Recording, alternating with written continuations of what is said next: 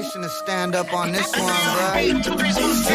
We ain't taking it, these gals get the wins up. Big Miami Dolphins in the building, put the pins up. We ain't taking it, these gals get the wins up. Big Miami Dolphins in the building, put the pins up. Put the pins up. Let me see you put your pins up. Put the pins up. Yeah, get it. Let me see you put your pins up. It's a hot sunny day out in Hard Rock. Ain't nobody coming in and winning. This is our block. All I heard in the off season was hella talk. Then it came time to play ball. Now it's 2 o'clock.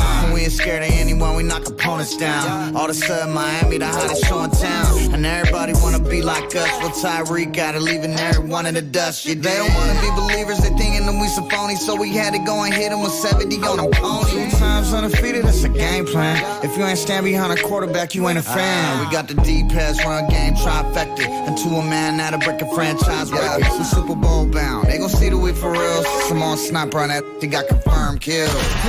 We ain't taking it. These gals get the wins up. Big Miami Dolphins in the building, put the pins up.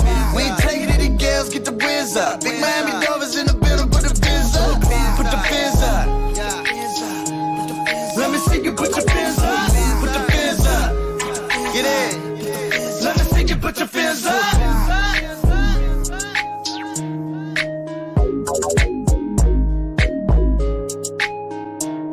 Let me see you put your pins up.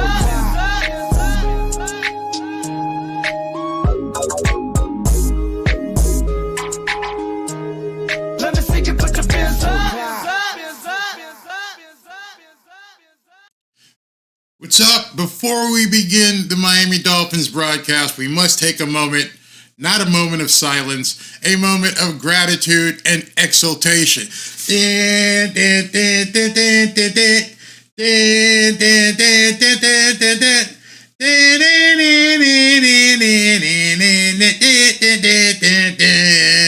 How about that Irish team last night? How about the Irish taking on USC and Caleb Williams and making spanking Caleb Williams? I'm all about that Notre Dame Fighting Irish. I don't get much good times with the Notre Dame Fighting Irish, so excuse me if I have to just, be happy about that. I got to be happy about the Notre Dame Fighting Irish. Whew, man, was I pumped? I was pumped. Absolutely. 48, almost hung 50 on them. Gotta love that. So, before we begin, let me just lay down the ground rules as always here. No, I cannot show the game. NFL rights will not allow me to actually broadcast the game. We just have a watch party. We talk along. We have some fun. We do some engagement. We give out some prizes, which are coming. Don't worry, some of you guys who didn't get yours yet. Buffalo Wild Wings corporate has been a little bit slow.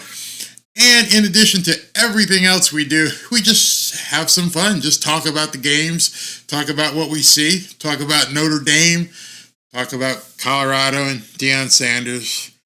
That needs a moment of silence. So that being said, now let me get to the inactives real quick. Let me put those up in case you guys have not seen them.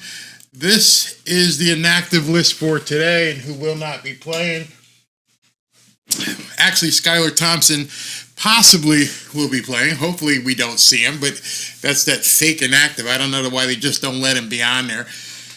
Calvin Joseph, Connor Williams, which means Eichenberg will be starting. Tyler Kroft, Chase Claypool still getting acclimated to the Dolphin system, and Brandon Pilley. That's everybody who's not playing, which means everybody else except for the ones on injured reserve. Teron Armstead, Devon Achane, obviously Jalen Ramsey, who there was some good news about Jalen Ramsey this morning. Jalen Ramsey, they said that he's healing faster than expected and that he is going to look to coming back after the bye, possibly the Raiders game. So that's pretty cool. And let me see, FSU, JJ King. Let me see, is my thing working? There it is. Boom. FSU, baby, but I love the Irish chant beat. But I do love my Miami Dolphins. Let's get this win. There was someone had said something. Let's see, what was it? I wanted to see somebody said something. I don't know, somebody said, let's see if we can hang 50 on the Panthers today. I don't want to see them hang 50 on the Panthers. They hang 50 on the Panthers, that means Mike McDaniel is pat statting, and or they have to be on the field. This should be a walkover. This should be a complete walkover and done. They should score 20, 21 points, be up 21-0, 28-0. Pull the guys, get them off, get them on the sideline, get them out of the heat. Nope, nobody in pain. I don't want to see them out there. You got a huge game next week. You need everybody healthy if you're even going to contend with the Philadelphia Eagles. Don't play with these guys. We said it last week with the Giants, and they had to play with them. Don't play with an 0-5 team with a rookie quarterback. Get it done. Get out the game. I don't want to see the starters in the second half.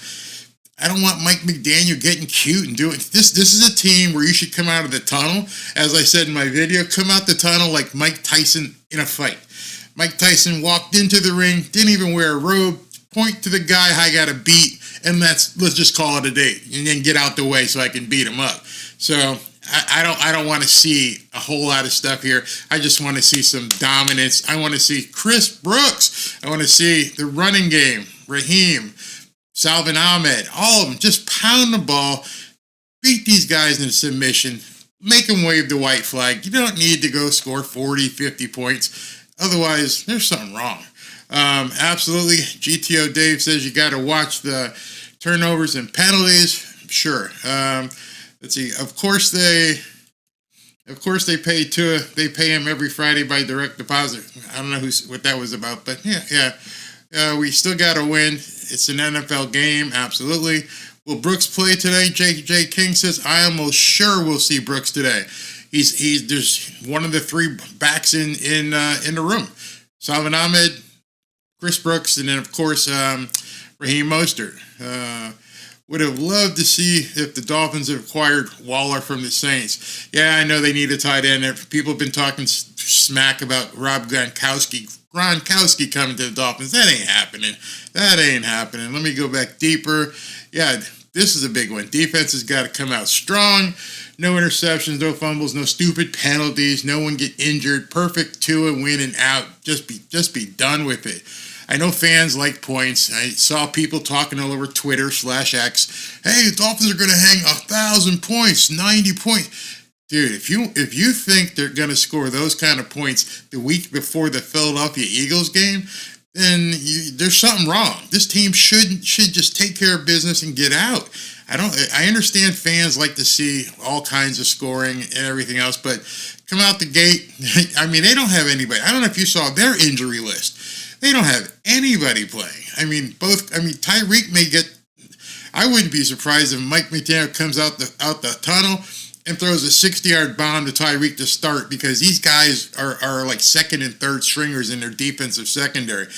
What I'd like to see, I'd love to see Waddle get a lot more action. He's been hurt. He hasn't been getting as many targets as Tyreek. Get Waddle in the game. Let's see what he can do. Let Robbie Chosen get some passes. They need to be able to make adjustments when needed.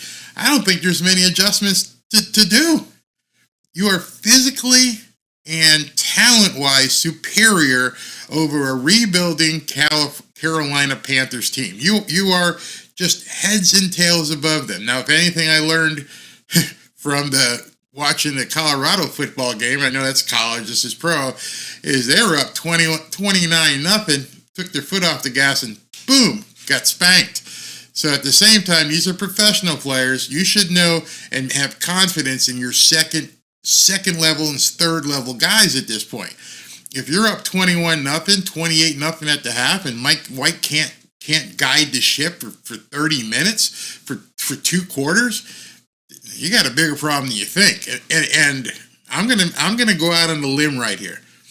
If Tua is playing into the fourth quarter against this team, that tells me that he's not confident in Mike White. Remember, last week, we didn't see Mike White until it was 60 to something against the Broncos. It was completely out of hand. When have you seen Mike White come in and then just take the load off? Why aren't they incorporating Mike White, giving him some reps with the first team just in case? He's not even letting him come in if he comes in until late in the fourth quarter. Get him some reps. Let's see. Ravens won. Yes, I did see that. Ravens won. Do not. Okay, yeah. I wouldn't force the ball to Waddle, but I would definitely get it to him. Will our left tackle and right tackle hold up against Brian Burns? Well, at this point, you just answered the question that I was saying. You know how they hold up? Run the damn ball. Run the ball. Don't get cute. So they're getting ready to do a moment of silence for what's going on in Israel. It's horrible, and I'm gonna join in for this moment of silence. Doesn't really matter. I hope there's not a different side you're on. I think Israel needs all of our support at this point.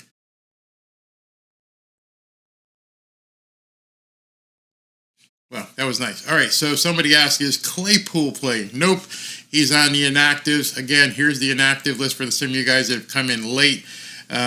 These are the players who, besides Skylar Thompson, who actually is available if needed, but Kelvin Joseph, Connor Williams, Tyler Croft, Chase Claypool, and Brandon Pilley.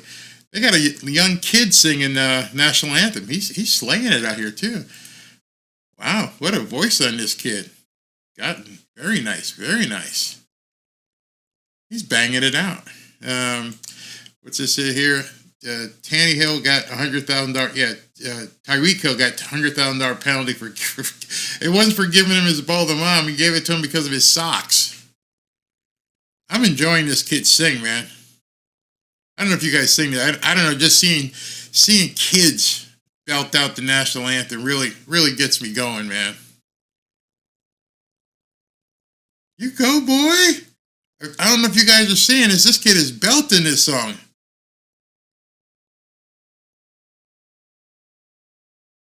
I mean, he looks like he's 13 or 14 years old, if not younger. He's killing it. You go, boy.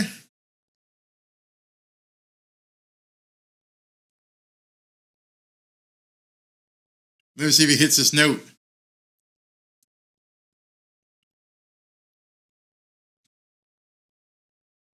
Wow.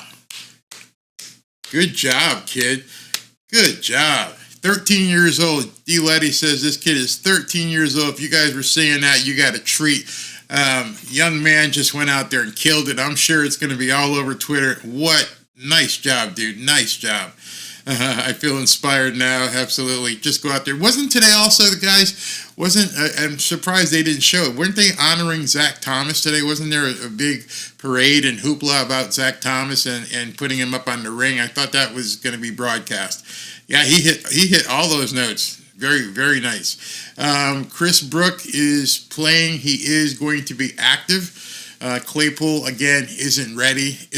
And in addition to not being ready to play, I'm thinking that they don't want to show what they can do with him before the Philadelphia Eagles game. Remember, this is a tune-up game. It could be a trap game, but it's basically a tune-up. And you got a big game on Sunday Night Football next week. Sunday Night Football against the Philadelphia Eagles. That's why you just want to get in and get the hell out. Just do it. Wow. Hey, man. Thank you very much for the $4.99 super chat. That goes a long way in helping people out here. Thank you. If they want me to come and sing the anthem next week, I'm in. I would just need Matthias and some of the guys from the Scorpions to come down and back me up. If they come and back me up, I'll sing it. You got it. They back me up. And Klaus Mines decides to sing the harmonies, I'm in for sure. Teloa says, God bless, thank God for you and your lives, all of you as well. And I hope wherever your travels take you in the next week or so, that you stay safe. My next door neighbor here, this is a true story. 2 weeks ago, or actually 3 weeks ago, they went to Israel for a 2-week vacation. They landed back home here in Fort Lauderdale the day of the attack. Talk about just unbelievable. I live in a gated community behind a synagogue. Yes, I'm a black guy living in a Jewish community behind a synagogue. They love me here. I love them. They're very nice.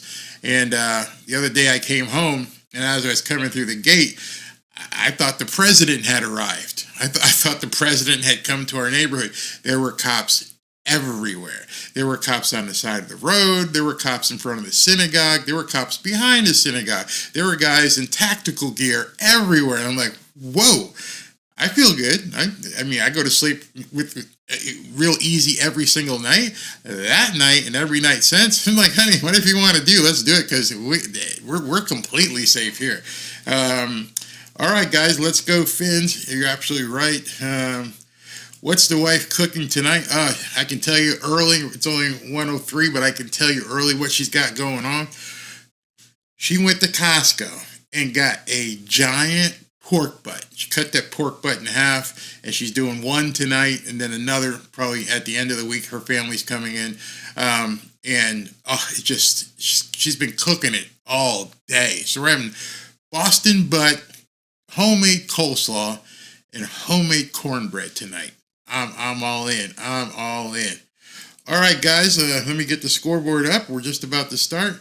And let me arrange it so it's in the right spot. And here we go. Jason Sanders is kicking off, so I assume the Dolphins deferred to the second half, or did the Carolina Panthers decide they want the ball? Either way, we get the ball coming out in the second half. So here comes Bryce Young, the diminutive Bryce Young. One of my keys to the game was you got to contain this kid. If you don't contain this kid here, you're going to have a hell of a time with Jalen Hurts. So 3 and out. Want 3 and out right here. Should be no threat. Let's see if Vic Fangio goes ahead and pressures a young kid. Even though during the press conference he was like, I don't want to. Looks like he's not. Just got the 4 edge rushers. Here's a handoff. And he goes for the usual 4 yards on this. Our run game doesn't show like it's improved yet, which scares me against a team like the Philadelphia Eagles. Panthers are going with a no huddle. They did get 4 on that, so it's 2nd and 6 right now. Bryce Young is in the shotgun. We're not blitzing. It doesn't look like it.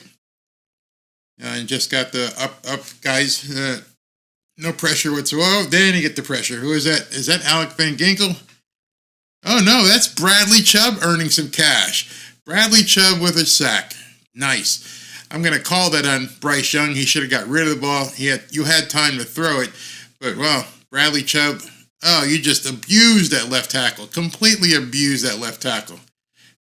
Chubb with a nice hit on him, too. In addition to the sack, he hit him pretty good. So now already it's 3rd and 12. Got to stop him here. 3 and out would be perfect to start the game. If you don't have to blitz if you can get that kind of pressure. Let's see here. Here's a snap. They got pressure. They dropped the ball underneath, and they're going to be short by about 3 yards. It's going to be 4th and 3. Time to kick. That was Kader Kohu on the stop. That's nice. 3 and out, just like you planned it. Boom. Now you get to go on offense. So once you get off of down and distance, like with a sack, and you have to go with a quick pass like that, it completely screws up your offensive scheme. Barrios is back to receive the punt. Great day down in Miramar, actually. 85, 86, no wind, kind of high humidity, and fair catch at about the 25-yard line. So Dolphins are going to be 1st and 10 from the 25. Perfect defensive outcome there, 3 and out. So here we go. So he's calling them into a huddle. So they didn't have the play pre-scripted, which is odd. Usually that first play, they come out and just right to the line and just go. This time they bring it into the huddle. 1st and 10 from the 25. Let's see where Tyreek is. He's moving. I think he's moving Tyreek over. Yep. And see what here. Here's a snap in the shotgun. Waddle's going out for like a wheel route, and they brought him down after about 2 yards. They read that one pretty well. Didn't like the way that play developed. I'm surprised they're not trying to establish the run right off the bat. Pirate Radio, you're asking me, did Notre Dame win? You bet they won. They won 48-20. Kicked some USC butt. Embarrassed Caleb Williams. Love it. All right, so it's 2nd and 8 from about the 27. Tua is in a shotgun. And that quick little pitch, that's not going to go that's not going to go anywhere. It's probably going to lose yards. So that's going to be probably 3rd and 10. You may have lost 2 yards on that play. This is what I was saying about Mike McDaniel getting cute. Just hand the ball off. Let's see if they can stop the run, establish the run first. So you did a quick pass out to Jalen Waddle, and then you did one of these pitch passes or pitch gives to the halfback instead of just running it up the middle and trying to run it down their throat. Now it's 3rd and 10. Let's see who this pass is going to. Tyreek. I'll say it, Tyreek. Here we go again. All right. Tua's in a shotgun. Tyreek's in motion. Looking like Canadian football. This isn't going to go away. He had to drop it off, and it's going to be 4th down. He did a quick throw out to the flat to Raheem Mostert, and he got tackled. So the Panthers got the Dolphins off the field and 3 and out. Wow. That's very, very discomforting against this team that's 0-5, but it's a first drive. Let's see what happens. So we're going to be punting to them, and let's see if he gets a good punt. Jake Bailey he's got it at about the 25. He did not fair catch it. He's running, and he's getting some blocking, and he's going to go down at about I thought he was about 37-yard line. So not bad pass, field position for the Panthers. Let's see here. Unleash the cheetah. Pablo, what's going on? Can't say I like that first series, but it was only the first series. And yeah, it wasn't a good one, but it was just the first series.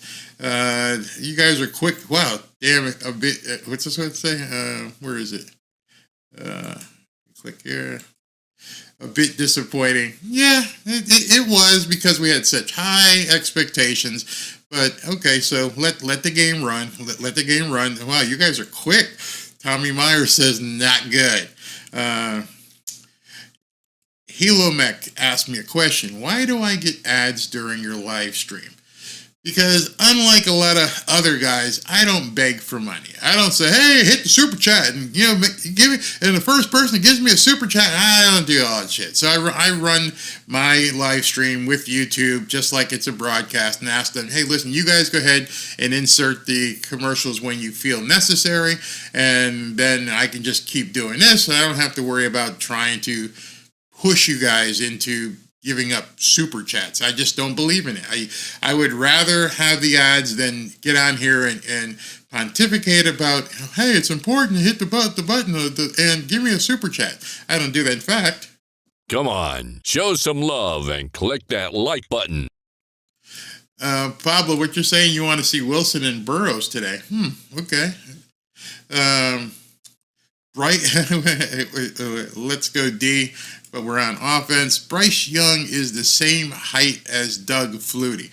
I thought he was tall. I thought he was 5'10". Doug Flutie's only like 5'8". I've met Doug Flutie. I know they used to say he was 5'9". I was thinking Doug Flutie was 5'7". I'll give him 5'8", but 5'9". I just remember, oh, you're Doug Flutie. Oh, how you doing, Mr. Flutie? I mean, he was a little guy. I mean, not just short. I mean, he was a little guy. Interesting little bit of trivia for you. His brother, who caught the pass against Miami, you know the pass I'm talking about, Gerard Phelan. I went to school with his brother. That's my little trivia about Doug Flutie. That's how we met Doug Flutie. Cameron says, we have to destroy the Panthers. I'm tired of hearing about these news people saying how good the Panthers are when they're absolute trash. I don't think I haven't heard anybody say the Panthers are real good. I haven't. So anyway, I think they say they could be. I don't think they're there yet. They're 0-5. Rice is back to pass. Oh, he got hit hard, but he did complete it for about a 24-yard pass. But he got hit. I mean, he showed something there. He got stuck pretty hard. 27-yard catch. Who hit him? Let's see. It looks like it was Christian Wilkins, maybe? Or Sealer. Boom. But he caught it, and our D-backs were just running behind him. Yeah, he did a drag. He just came across and crossed the middle of the field, and it was wide open. All right, so it's a 1st and 10 from the 38 or so, inside handoff, and he goes for a pile still moving. I'd say he goes for about 3 or 4 on that, so it's going to be 2nd and 6. What's up, Tom? I sent you an email. I don't know if you had a chance to see it today. Let me know later on once you see it. Tua should pass and run 5 yards at a time. Work the entire clock. I don't work the clock. Just get the points. All right, 2nd and 6. They did get 4 yards on that play. Bryce Young is back in the shotgun. Nope, he's under center. And this is probably going to be a running play. Yep, there it is. They pitched to the left, and it got sniffed out pretty quick by David Long. It is the first quarter, 9:49, and I got to say David Long's name. Usually we never talk about David Long, never even call him and Jerome Baker. They're like invisible on the field, but that was a nice play that he made there. Very nice play. All right, so it's going to be 3rd and 6 or 7. All right, here we go. 3rd and 6. I keep seeing too many empty seats in this stadium. Man, people don't show up. All right, here's a snap. He's in. That should be a penalty. No flag there. If no flag, that's going to be a first down. But I thought I saw somebody jump on their side, but they didn't call it. Yeah, it looked like their left tackle jumped early, but that's going to be a first down. Just an easy pass, just on the outside. They're on about the 26-yard line right now. Inside handoff goes nowhere. So it's going to be 2nd and 10. That went nowhere. No, Pablo. Claypool is inactive. You weren't here earlier, but just to let you know, those are the inactives for today. And Chase Claypool is one of the guys on the list. I guess you couldn't see it right there, but he won't be playing. All right, so it's 2nd and 9. Let's see what they do here. 2nd and 9. Clock's running. 8 minutes. You're absolutely right, Vipey. They are definitely keeping the offense on the sideline. All right. Another inside run. Actually, he run to the end. That's going to be another first down. A lot. Oh, wait a minute. He's down to about the 2-yard line. And I get to play the new soundbite. The new soundbite after seeing that tackling. Tackling is still of the utmost importance to us. You guys believe that? Can you believe what you just saw after what Vic Fangio said all week about tackling being so important to him? It obviously wasn't there. Hold on, let me get rid of that. All right, so let's see what they do here. 1st and goal from about the 2 or 3. No, they're at this 8-yard line. No, where is that? It's like the 7. Dolphins showing blitz. Quick handoff. He's right down. Oh, my God. He just ripped up the middle. That's probably going to be offsides on the Dolphins anyway. Let's see. I think the Dolphins jumped. Yep. Did you see that tackling? In case you didn't see it, let me just go ahead and play it again. Tackling is still of the utmost importance to us.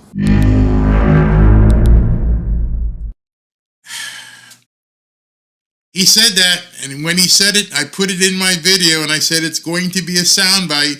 I hope I don't have to play it. Some of you guys who saw my video, I said, Vic Fangio, I'm going to make that a soundbite. I'm sure Vic doesn't watch my videos, but some of you who do, you heard me when I said it, and you just saw Miami Dolphins players getting dragged into the end zone. Before that, the play that got them down into 1st and goal, they got dragged. So for someone who says that tackling is of the utmost importance, yikes. Okay, I mean, gonna call him on it all day. I think the defense may be overrated. Yeah, I don't know if the defense is overrated. I think until I see something otherwise, Fangio is overrated. I mean, people keep telling me I'm being too hard on him. This is what the 4 or 5 6th game of the season, 6th game of the season, and he's like, I'm still trying to get these guys right. You've had since March, dude.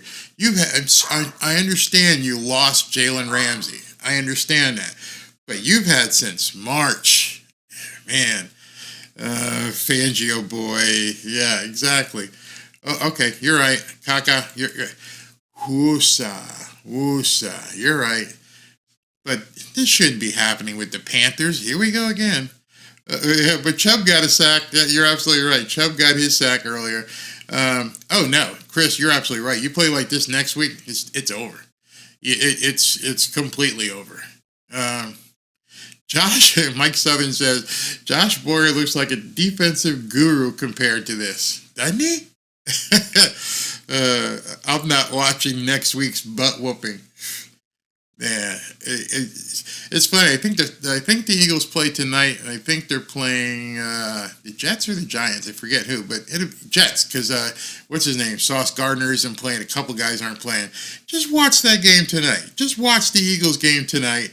Hannibal? I don't know. No, I can see your comments. Can everybody else see Hannibal Rector's comment? Why are my comments sprayed out? I don't know. Maybe they're on a watch list. And it does say Hannibal Rector. Maybe they, with everything going on these days, got to watch out for these shady characters out there. Vipey says Boyer just blitzed all the time, which we stopped doing. Yeah, he's hoping that the four guys up front can do some stuff. Michael Southern says, only good thing for me is if Eagles rip this defense, I always for Jalen Hurts because of the Alabama ties. A lot of Alabama ties coming up here between these next 2 weeks. Miami defense is horrible, can't stop anything. Let's see, what did Hannibal say? I'm a gun guy, so I'm sure I'm on a list somewhere. Yeah, they probably gray your stuff out and say, watch out for this dude, Hannibal Rector, man. He's a known, Second Amendment guy. All right, so second series of the game for the Dolphins offense is coming up right now. Let's see what happens. Let me move this here. Okay. 7-0 Carolina, 7 minutes into the first quarter. Did not think I would be saying that today. Again, I thought this was going to be a 28-30-0 at the half and just call it a day. And as of right now, it looks like it. Let's just withhold judgment. Let's see how this series goes. Let's see if Mike opens it up. I haven't seen any of the jet motion yet. No reason to hide that. Philadelphia already knows you do it. So, it's 1st and 10 from the 25. Two is in a shotgun. He's got Raheem Mostert going out, looking to pass, and he's got him over them. Who's he have? That's Waddle for about 6 or 7 yards. So it's going to be 2nd and 3, 2nd and 4. I don't know why he's not running the ball. There goes my 75-0 bet. Yeah, that would have been a bad bet today. All right, so it's 2nd and 3. He's got Mostert behind him and Ingle. This is probably going to be a run. And it already does. He hands it off, and Mostert's going to have the first down. He looks like he's got that first down. Let's see where they mark it. I don't see the sign yet. Nope, they're going to mark it short. So they're going to call this 3rd and 1. Don't get cute. Hand the ball off. Get the first down. In fact, why can't we do the tush push? There's Alec Ingold. They're stacked in the middle, and he throws. Okay, you remember one of my keys to the game was don't get friggin' cute. Mike McDaniel just got cute again, and he cost a drive. 3rd and 1, you fake. I don't know what Tua is doing, and he pulls back and throws a fumble ball back to Raheem Mostert. That was stupid. Why get so cute? Run a damn ball. Why are you trying to organize football? That's a strong football move. Man, nice punt. Nice punt all the way down to the 18th where he receives it. He gets back to about the 20. What in the hell was that? Thelma, you're absolutely right. I forgot to play that one. You're on it more than I am. I was just. Don't yourself. I don't get it whatsoever why they would do something like that.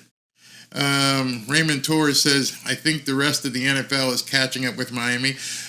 I don't know. I mean, the last 2 weeks, what we saw with the Giants game, what we're seeing here, I think Mike McDaniel's catching up to the Miami Dolphins. I think Mike McDaniel doesn't realize, dude, you're driving a Porsche.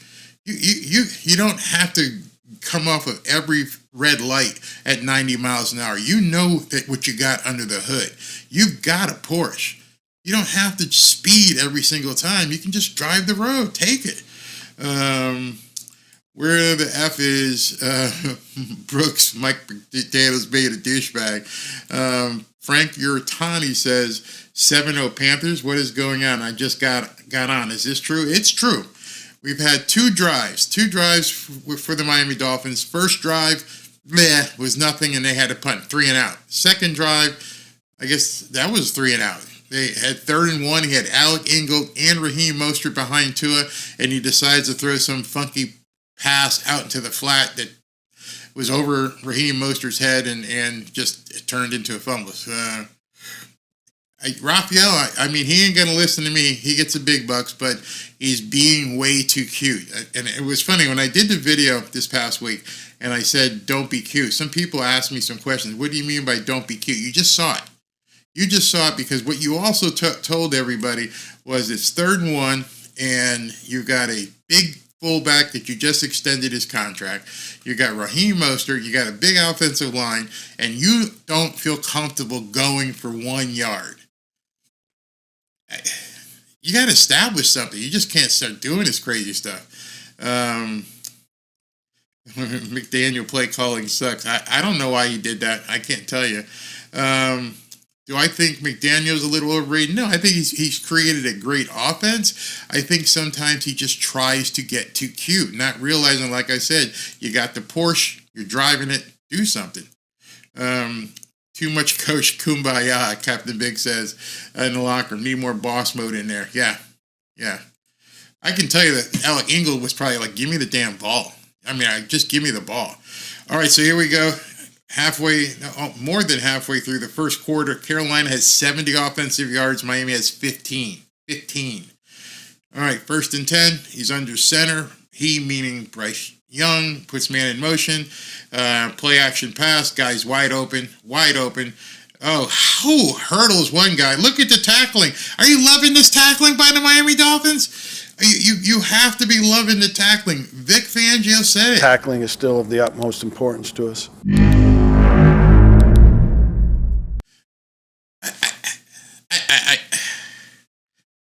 I can't. I mean, he just jumped over Xavier Howard like he wasn't even there. He completely hurdled him. Ugh. Wow. Come on, guys. This is an 0-5 team that you're letting punk you right now. He's back to pass, play action. He's got a man open. 1st down. Oof. Pablo, people get on me because they say I'm being negative, and some of you guys, they say you're being negative, but you're watching the game unfold in front of you, and it's not lying to you what you're seeing. You're seeing this. So it's 1st and 10 from the 42. Inside handoff goes for I'd say 4 yards, maybe 3. Baker and Long decide to get active in there. Jalen Phillips with something. So this is going to be 2nd and 8, 2nd and 7. They're calling it 2nd and 8 on TV. See what the thing this does more to me than even them scoring? The clock just keeps running and running and running. Down to 3:47 in the first quarter. All right, so 2nd and 8. Let's see what happens here. Bryce Young in a shotgun. He's got a back to his right. Inside handoff. The guy goes for about 15 for a 1st down. I'm drinking a Gatorade, but I'm ready to put some vodka up in here because this is...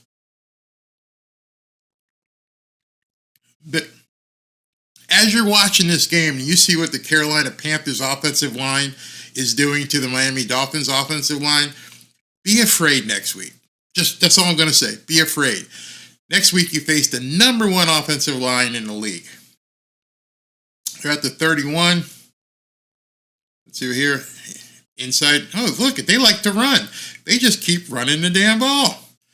What a novel approach. Run the damn ball and get 3, 4, 5 yards and just keep running the ball. Man. I feel like asking. You want me to FedEx you the vodka up there? It's getting.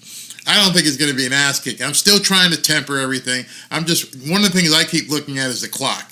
2:16, 2:15, and going. 2nd and 6.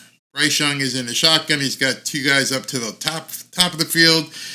Inside handoff again, and he's first down. Wow, did you like that?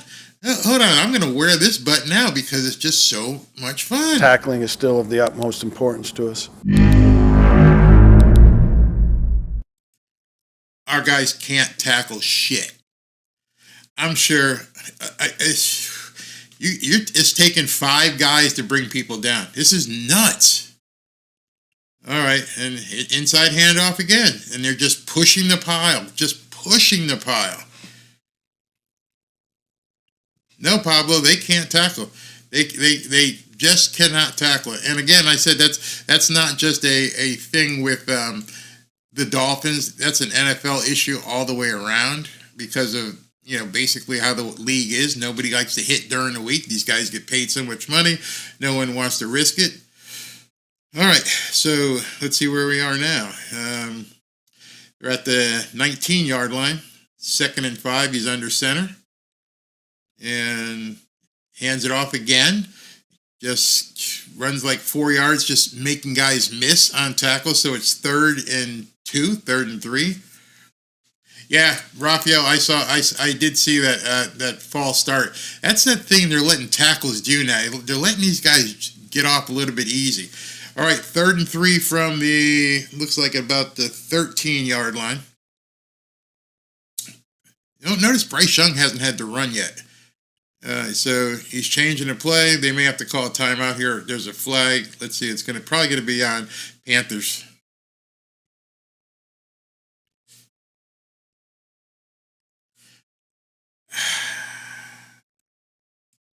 Hey, Fangio. Good job. Good job. Don't beat yourself. Wow. So now you've given them 1st and goal with a stupid penalty. Wow. Now it's 1st and goal, and you've got. I just don't get it.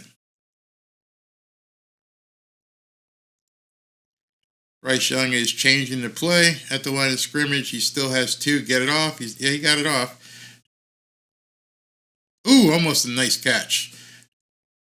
Kader Kohu with a nice play there. Wow, Chris Miles got a stat for you here. So far, 80 yards of rushing in the first quarter.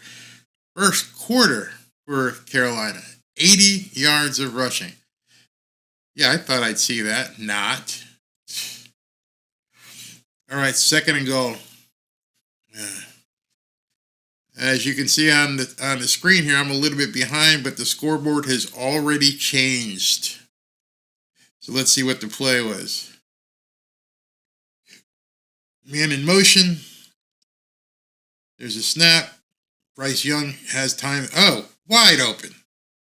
Wide open.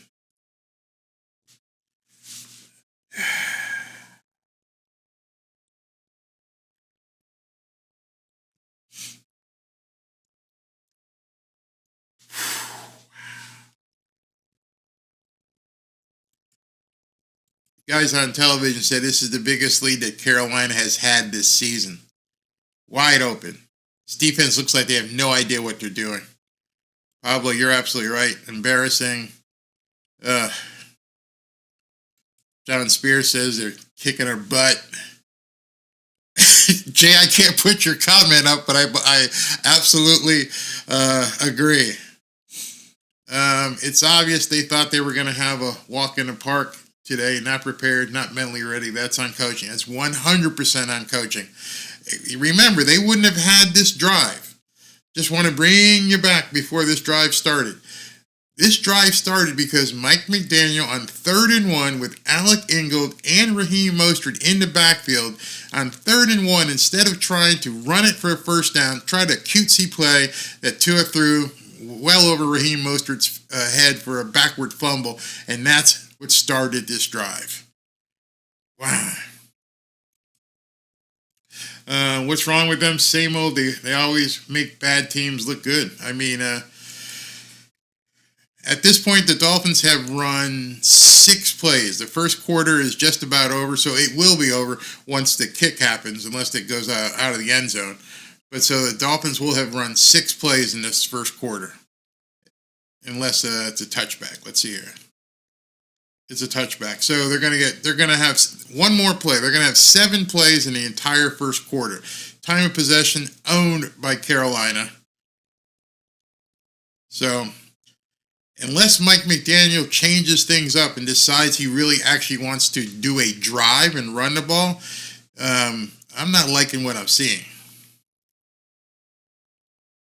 I think it's time to kick Fangio out of the air-conditioned booth. Get your ass down on the field and coach your boys.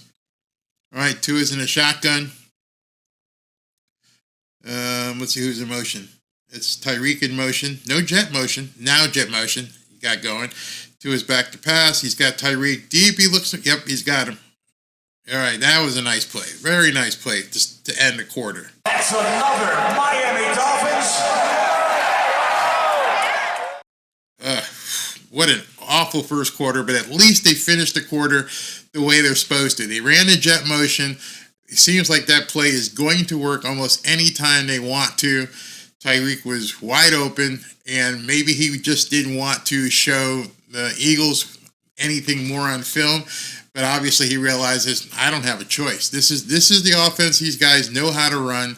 This is what works for us. We're going to have to show it, and whoever wants to see it, you're going to have to see it, and then just hope that they don't stop you, because whatever he ran in those first couple plays, those first 6 plays, didn't work. And he obviously wanted to play it close to the chest. Now we're back to the offense that they run. That jet motion, you guys all saw it, and then Tyreek's wide open because it's almost like Canadian football. He's already at a full sprint by the time the ball snaps, and those guys can't stay with him. So, here we go. Oh, it's the end of the first quarter. So we have a question for you. You ready? So on this field today, you have Bryce Young, a former Alabama quarterback, and you have Tua Tagovailoa, a former Alabama quarterback. Both of those quarterbacks were coached by Nick Saban. You also remember Nick Saban coached the Miami Dolphins. Who was Nick Saban's quarterback in 2005? That's the question for a $25 Buffalo Wild Wings gift certificate. Who was Nick Saban's quarterback in 2005 with the Miami Dolphins? And right now everybody's Googling because nobody knows the answer. And Mickey Mouse. No, it wasn't Mickey Mouse. Waiting for the answer here. Somebody's going to come up with it. I think somebody will come up with it. Nope, not Jay Fielder. Not Chad Henne. Nope. You guys are guessing. I didn't realize this one was going to be tough. So now we have people definitely going. Brian Griese. Cleo Lemon was one of the quarterbacks, but he wasn't the starter. You're close. Cleo Lemon was one of the quarterbacks. Culpepper, nope. Wait a minute. Here's the answer. Here's the answer right here. Gus, didn't spell it right, but you got it. Gus Farrat, Jose Juan Hernandez. I think you were the first one. Let me see, make sure. Oh, wait a minute. No, we have, here's the winner. Hannibal Rector had it first. Hannibal Rector, Gus Farrat. He nailed it. He got it there before. He got there first. Hold on. He's going deep. Tua's going deep. And almost picked off. He was looking for Waddle. Tua threw it into triple coverage. But you know what? I'm going to have to check afterwards. If you were first, Hannibal Rector, either way, whoever was first, go ahead and send me your information right there. Text me your information and how I get a hold of you so I can get it to you. All right, so I was talking about the contest and I missed the play and just caught it at the end. He went long, he went deep, he went for it all, and I threw it in triple coverage to Jalen Waddle. So it's 2nd and 10 from the 49. And there's a end around to, who is this? Ooh, was that Jalen Waddle? No, that was Raheem Mostert. He took a stick, an absolute stick. Again, Mike McDaniel must not feel comfortable just going after it. He got a guy hurt on the field right now. Yeah, that was a jump ball to Waddle that he threw out there. I don't know why he won't run it. If they lose, this will be the worst loss in the history of the Miami Dolphins. That was a good stick, but that looked like it hurt. That's a TD if it's thrown to the back of the end zone. If he just led Waddle, yeah, it could have been, but you still had 3 guys back there. I need an optometrist. Well, you know what? I will go back and check and see the order of it. But go ahead and text me your information. There's a lot to look at here. Lots and lots of comments, calling the game at the same time. So if you were number one, you will definitely be number one. Finn's Van says, I got Kaka saying you were first as well. So Jay, go ahead and make sure to text me that information and I'll get that out to you. Sorry if I missed you. Pablo says there was too much air under the ball. Yeah, it was a moon rocket. He had to throw it 60 yards, so that was a long shot. Joe Sykes, he says he's gonna lose it. Woosah! I got to bring that back too. Woosah! I found out the reason why my stream kept cutting off with on my Tuesday. I had too many things open at the same time, and it was causing my computer to have a heart attack, basically. So they told me I need to run it. Well, not to drive you crazy with CPU language, but I have to keep my CPU pretty much standard and not have too many things going on. Miami won't be able to overcome this. They don't play well from behind. I think they can overcome it. What they won't overcome, and I think what could be a problem with this is that other teams are seeing this and saying, okay, it's the second quarter. Carolina's up 14-0. You let them get not back in the game. You let them take the game from you, and now you're having to play catch up. Joe, I completely agree with you. That's what I said earlier. This is what happens when you just don't play football, and you got to be cute. Yeah, absolutely. Absolutely. Let's see what else we got here. Panthers 97 and Mostert are both below. Oh, God, can you imagine if Mostert gets taken out? I hope not, because now you're going to be looked down to Salvin Ahmed and 3rd and 3. Tua finds who's that?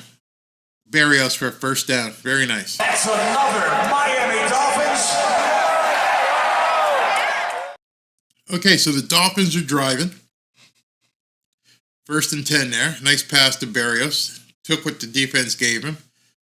He's getting they're not putting any pressure on Tua, so he's basically able to do whatever he wants back there. No blitz, nothing. He's just standing flat-footed. Now, he's not standing flat-footed, but he doesn't have to worry about a blitz. I mean, nothing's happening there. 1st and 10. Motion everywhere. Inside flip. And who's that to Tyreek? Yeah. Tyreek's still running down behind him. We shouldn't blame Fangio because he doesn't have the guys. That's a poor excuse. Very poor excuse. You're a pro. You're an absolute pro.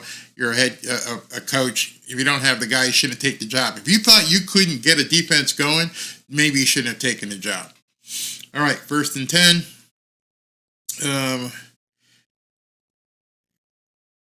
Ahmed is in the game as Mostert might be hurt. There's a handoff. Run the ball. See what happens when you run the ball? You get 3 or 4 yards. Now it's going to be 2nd and 6, 2nd and 7. That's what you need to do. All right. And Tyreek's a character, isn't he? That's a word to say lightly. He's a character. Dan Polarski says it correct. He goes, a good coach plays with what he has, doesn't complain about what he doesn't. All right, so Tua's getting time. Oh, wide open pass down to about the 3-yard line. That's another Miami Dolphins. So if they're going to just let Tua stand back there and throw, he's going to pick you apart. He's going to pick you apart. Nice pass to Waddle. All right, so it's 1st and goal from the 3. I haven't seen the scoreboard change yet, so even though I'm behind, it's 1st and goal. All right, 11:59 in the half. And there's the inside handoff, and you got about 1 down to about the 3. So it's 2nd and goal from the 3-yard line. And I don't know why. You're absolutely right. Whoever said that, bring in Brooks. This is where you need to bring in Brooks or Ingold and stop going with the speed guys. Hand it off to the big guy. Oh, there's a touchdown on the board. So I guess we're going to see a touchdown on the play reel here. Let's see what happens. 2nd and goal. Tua is in a shotgun from the 3. And he's looking to throw. He threw up. Oh, nice block. That block sprung Raheem Mostert. I'm going to tell you, though, this is the Carolina Panthers. That play doesn't work against a good team. You're telling me on 2nd and goal from the 3-yard line, you still got to do some deception trickery. So he does, look what he does here. He looks to the left, comes back, and that guy made that block. If he didn't make that block, let's see who makes the block. Ingold makes a block. No, that was that tight end. Durham Smythe makes that block on the linebacker. That entire play was completely dependent upon the linebacker getting blocked by the tight end. If that doesn't happen, it's a loss. It didn't. We'll take the touchdown, take the 7 points. But if you watch that, boom, Durham Smythe doesn't make that block, that play gets blown up instead of just handing the ball off. Raymond, what I do is I look at things and I go, will this work against the Philadelphia Eagles? Will this play work against the Kansas City Chiefs? Will this play work against the Buffalo Bills? I expect this to be somewhat of a scrimmage, and I also expect, as a former offensive lineman, if you're at 2nd and goal from the 3, and you don't have the ability to run it in, I'm just telling you. So, yeah, I'm happy there's a touchdown. We'll definitely take it. I'm giving you the insight to look beyond an 0-5 team with a rookie quarterback. Which, what I'm looking at, as if I was watching film, is, all right, they don't feel confident running the ball. They don't feel confident just stacking up with my guys and just coming at it. That's all I'm saying. Eagles will eat up cuteness because they're all about destruction and physical dominance. Yeah, absolutely. That's how I feel. Fun time. Fun time says, Barry, you're so right. We can't run up the middle for 3 yards. I mean, at some point you're going to have to show people that you can, because if you're showing people twice now, the other one was 3rd and 1. If you're showing people you don't have the confidence to get 1 to 3 yards, you're telling the league, no, we're going to have to do something funky, reverse, coming back around here, faking it here, throwing it to this guy. You're telling me your team isn't physical enough to stand toe-to-toe with me. Yeah, you scored a touchdown against an 0-5 team with a rookie quarterback, blah, blah, blah, blah. I'm looking to the future. In any event, a touchdown's a touchdown. Let's see here. Mike McDaniel won't use Brooks. I mean, You saw what he did in preseason. You're not telling me that Chris Brooks couldn't get you 1, 2, or 3 yards. Just, it ain't happening. Now if our paper bag defense will show up, that would be great, yeah. Left tackle and right tackle haven't allowed a sack. Tua is not under pressure at all. Needs to pin his ear back. Now that would be an adjustment you may see them do. It's like, hey, listen, we just can't let Tua stand back there. This kid is too accurate, got too much stuff going on for us to let him stand there and pick who he wants to throw it to. But nonetheless, good drive. Ends in 6 or 7 rather. And it's 14-7 kicking off. And let's see, this is going to go out of the end zone. So it's going to be 1st and 10 from the 25.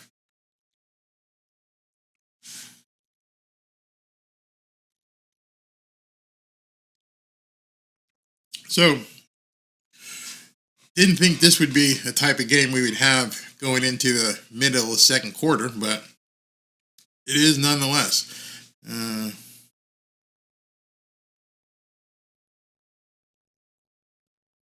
All right. George Jimenez says that my grandmother tackles better than the Dolphins. All right, so it's 1st and 10 from the 25, man in motion, inside handoff. They're pushing the pile for, I'd say about 4, and maybe 2nd and 6, 2nd and 7. Let's see how they mark it. Yeah, it was for 4, so it's going to be 2nd 6. Just watching Van Ginkel play as linebacker versus edge rusher, he's like a different athlete. When he's on the edge, man, he just brings the heat. I don't like him inside, but let's see what happens. All right, 2nd and 6. Bryce Young is in a shotgun, just 4 guys up front, so no blitz coming. They've got 5 people back in the secondary, and Bryce Young hits a tight end. Terrible tackle. Wow. There we go again. Hey, Vic, what about that tackling on that play? Tackling is still of the utmost importance to us.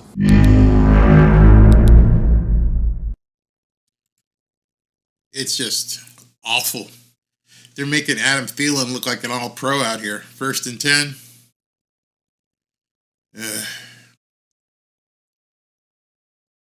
They said that Bryce Young is 7 of 8 for 90 yards and a TD in the first half thus far. Play action. He's back to pass. He's looking long. He's got a receiver for another 1st down or close to it. Hey, Jay, I don't know.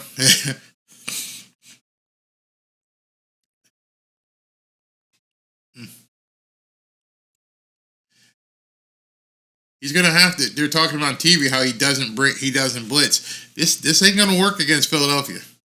Again, I don't mean to look forward too much, but dude, now it's 1st and 10, and it doesn't seem like the Panthers seem to have any fear. I mean, I like to have my opponent afraid of me somewhat. Inside handoff for another 3 yards. Pretty simple what they're doing. Pretty simple how the Panthers are running. They're taking time off the clock. They're running the ball, getting 2, 3, 4 yards at a time. Quick inside slant to Adam Thielen. Now you're back to 2nd and 7. You got Bryce Young in an empty backfield here. So you're probably looking at a pass. Notice Bryce Young hasn't had to run yet. He's changing the play at the line of scrimmage. There's a snap. Plenty of time. Oh, that could have been a pick. That should have been a pick. All right, 3rd and 7. Got to make a stop right here. Got to make a stop. I got my chair at the ledge. Anybody got a smoke? All right, 3rd and 7. Got to make a stop here. Let's go. Let's go here. That was a stupid pass by Bryce Young. That could have got picked.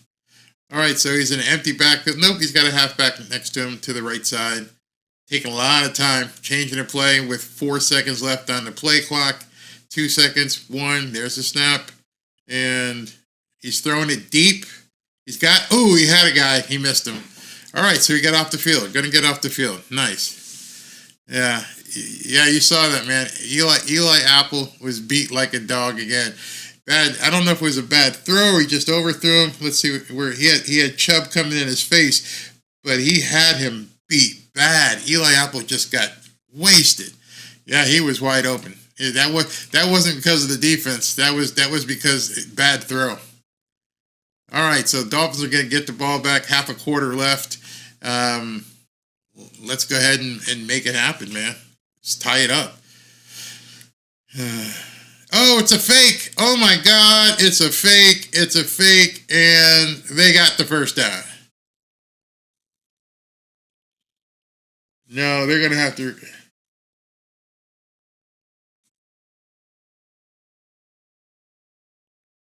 I don't think he was short. I think unless he was out. Let's see. Did he step out? He didn't step out. Move that guy. Oh, yep. He stepped out. He stepped out. All right. Wow. Right there, he stepped out. Yeah, he's out. Yeah, it was short. He was out of bounds. Whoa. Oh, they dodged the bullet on that one. Absolutely dodged the bullet. Yep, he was out of bounds. I bet the owner and Frank Reich went over that play in their meetings. Yeah, it was a good call. On a 3rd and 7, too, so he went with a long. Let's see here. When am I going to get an antenna? I'm not getting an antenna. I do too much work online between looking up real estate, but I don't know. I don't care. It's not that important to me. Time to stop playing around. Yeah, take the ball down, tie it up right now. Tie it up right now. They are being way more aggressive than we are. Way more. Defense, wake it up. Yep. They want it. You can tell that they were hoping. Man, can you imagine if they had converted that? Panthers coach Woosa. Okay, I'm a Woosaw. I'm a Woosaw.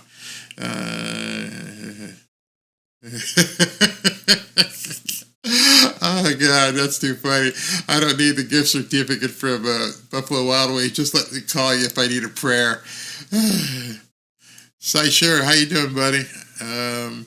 Sure says, I hope it's not going to be a nail-biting game. Was hoping for a massacre. Looks like we're going to have to put in some work. Yeah. So Muck Boy says, we're scoring under 5 plays here, getting a turnover and scoring quick again. We're going to be up by 7 in about 10 minutes. All right, so your crystal ball says that. Hannibal Rector's a question. You do real estate? Find me a 1-bedroom apartment somewhere around Fort Lauderdale, Miami that won't cost me how much? 1,000? Are you punking me, man? That don't even get you a parking garage. A 1-bedroom apartment. Put it this way. If you want an apartment for $1,000, but then again, you are a big Second A proponent. You're a Second Amendment guy because you would need it to get an apartment for $1,000 a month where it would be. That's for sure. All right, so it's 8:20 left in the half, 14-7 Carolina, and Dolphins are going to get the ball in good field position because of that fake punt that didn't work. So it's going to be 1st and 10 from about the 40. And you're looking at guys on the sideline here that's showing them from the Dolphins, like they're not realizing what the hell's going on out there. Almost pulled it off. Yeah, Raphael, $1,000 a month would be definitely an apartment in the hood for sure.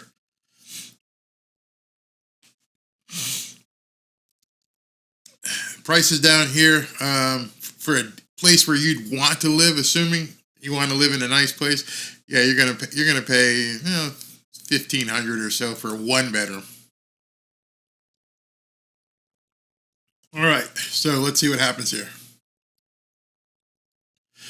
No, Tommy, for a studio, you can get a studio for about that, but a 1-bedroom in a decent building is going to be about $1,500. You want a swimming pool and the amenities and the gym and everything. So So they're doing another. So they're still taking a review. It looked pretty simple to us, didn't it? It looked pretty simple. It looked like he stepped out of bounds. All right, they're gonna hit a commercial. I lived in Biscayne Bay Harbor, right off US 1, if I remember correctly, right at Johnson and Wales University. Yeah, so that stuff down by the colleges and stuff is really expensive because for students, obviously. But Fort Lauderdale, I'll look and see if I see something that makes sense for you. I assume you want something with all the amenities, you know, swimming pool, movie stars, all that kind of stuff. I want to live next to a Miami port shop. Where do I move? Next to a Miami port shop? What's that? You mean like what do you call that stuff? No duty, duty free type stuff? I mean, know that. Oh, so he threw the red flag. He's gonna blow that time out really quick then, because yeah, 2K in Fort Lauderdale. 2K in Fort Lauderdale for one bedroom. You live in well. You're in a nice place. A lot of new stuff down there. Trapmaster, I agree with you. The fishing in these games needs to raise its game. Yeah, it shouldn't take forever for this stuff to happen. Hey Pablo, where I live there are some studios at 1,000, but not many. Forget a one bedroom. Yeah, it's sick how much real estate has gone up down here. And the thing is, I'm not an agent. My wife's an agent. I invest and do some development type stuff, and buy stuff and sell, that kind of thing. She's the agent. And just, we get calls from people from New York wanting to move down here, and these people are buying cash, 5, 6, 700,000. I don't even want to see it. Just get me out of New York. That's how bad we get calls from people. Malcolm here. I wouldn't want to live anywhere in Florida. Nice place to visit. I bet you might think otherwise, but I could show you some places that you'd like. Oh yeah, I could live there. Hey, stepped out of bounds. What do you mean? What did you just see? Right there.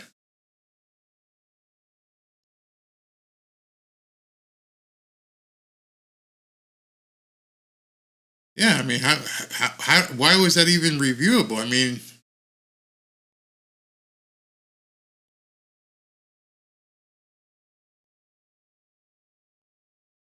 Oh, ooh, what? What?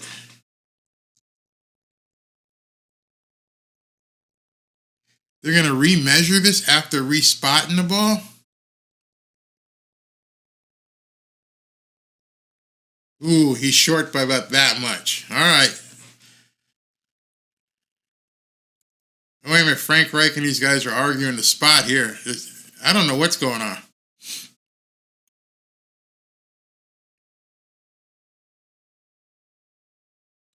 Yeah, ref's like, enough of this. First down, Miami. We're done here. We're done. Wow.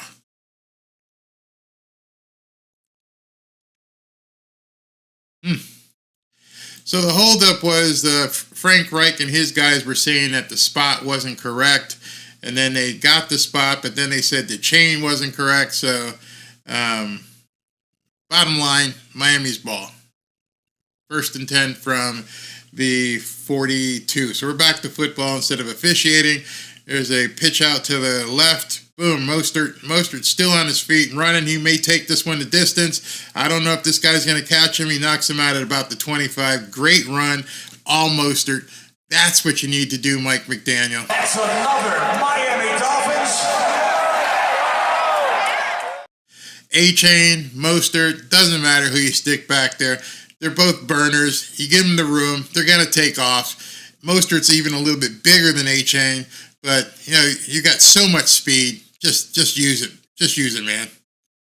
What a hole those guys opened up. Wow, what a hole. Very nice. All right, so it's 1st and goal from about the 8-yard line. Just keep doing that, Mike. There you go. Hand it off inside. Let Mostert run. Boom, there he is. Let that off. You see? That's what I'm talking about. Mike McDaniel, you don't have to get cute. These guys are bigger and better than the defensive line of the Carolina Panthers. Mostert wants to eat. He just wants to go. Give him the ball. Give him the ball. Give him the ball. Run the damn ball down their throats. Don't get cute. I don't know why you, maybe, I don't know. But you've just seen 2 plays in a row where they couldn't stop the run. Let's just keep running. Got a touchdown coming. I see it scored. And there's wide open. Oh, wow. He could have ran it. He could have thrown it to 2 different guys. In the event, Miami has the Dolphins, the greatest football team. We take the ball from goal to goal like no one's ever seen. We're in the air, we're on the ground, we're always in control. And when you say Miami, you're talking Super Bowl, 'cause we're the Miami Dolphins. Miami Dolphins, Miami Dolphins #1. Yes, we're the Miami Dolphins. Miami Dolphins, Miami Dolphins #1.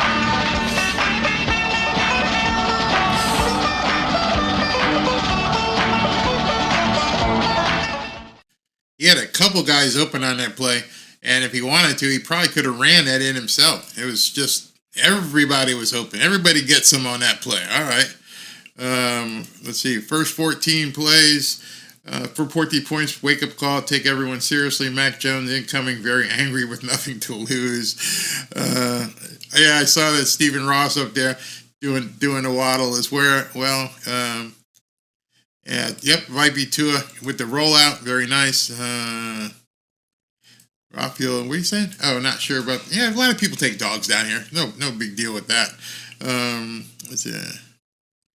What else we got? What a throw! First in points. Under 5 is like my crystal ball. Now we get a quick. Muck Boy said under 5 plays, get a touchdown, and now we get a quick turnover to score again. Yeah, I like the confidence. I like that. All right, 14-14, back in it. Never were really out of it. Tua looks happy. Nice play. All right, so now you got 7 minutes left in the half. You get the ball to start the second half. Remember, Miami kicked off, so they will get the ball at the start of the second half. Already starting to hear about that. Think about that in the back of your mind. Who gets the ball? All right, so. All right, so let's see if they can get him off the field. Yeah, now the defense has to play Polo. You're absolutely right. Yes, Darren, you're absolutely right too. We do get the ball in the first half. Only concern is Bryce Young hadn't seen a defense this soft since Vanderbilt. Oh man. Notice Bryce Young hasn't run yet. So they didn't get the first down on the fake punt, which then led to the Dolphins converting a touchdown. All right, so here we go. 1st and 10 from 25. You got Bryce Young. He's got a guy in motion. Looks like he's tight end. He's back to pass. Out in the flat. We actually got a tackle. We actually had a tackle show up. We had a strong tackle. It knocked the guy on his butt. Looked like he got a little pain there. Nice. That's tackling the ball. Who made the hit? Boom. That's Jerome Baker. Oh, then somebody came and then David Long came in and finished him off. I like that. Hope the guy's okay. Don't want the guy hurt, but you know. Did I see Mike McDaniel on Pivot a few weeks ago? No, I didn't. I should look that up. Contain and prevent, but we need to blitz. Yeah, that was a great play by Baker, but you got to love the finish that David Long, he gave that tackle. Dante, you're absolutely right. Be looking. They knew what they did last time when they picked on Eli Apple. He missed the throw. The guy was wide open. So Eli Apple, yeah, you better be ready. They're gonna come for you. He was the only attendee at the Fangio tackle class. He got the certificate. He got to go home and say, I was at the Fangio tackle class, and he got that there. All right, so I will check that out for sure. Pretty cool interview on Pivot for sure. Baker finally tackled. Wow. Okay. Wide receiver was nursing an injury. Player down on Panthers. Yep, he got stuck pretty good. Absolutely got stuck. Let's see what we got here.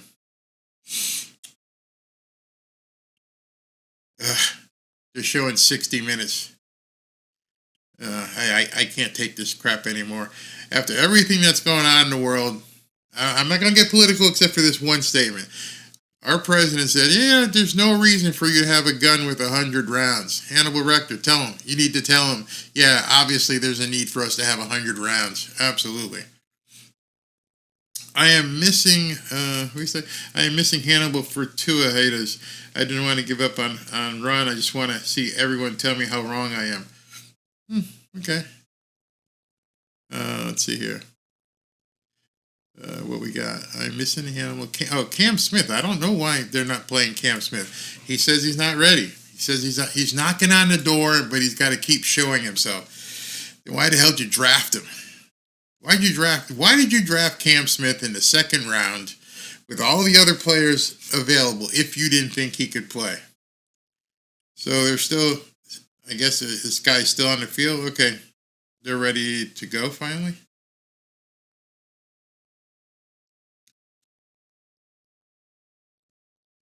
Okay, let's go. All right, 2nd and 10. And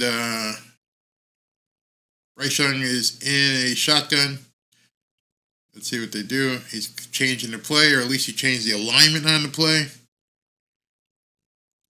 Here's a snap, inside run. Goes for about 3 or 4, so it's going to be 3rd and 5, 3rd and 6. Christian Wilkins makes the tackle. 3rd and 8, they're calling it.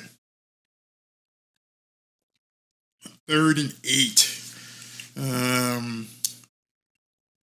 Somebody asked in the comments about Tyndall. Don't know. Channing Tyndall, we don't see him. We don't get to see Channing Tyndall for some reason. Guess he's just not there. All right, 3rd and 8 in the shotgun. Come on, snap the damn ball. Here's the snap. Good pressure.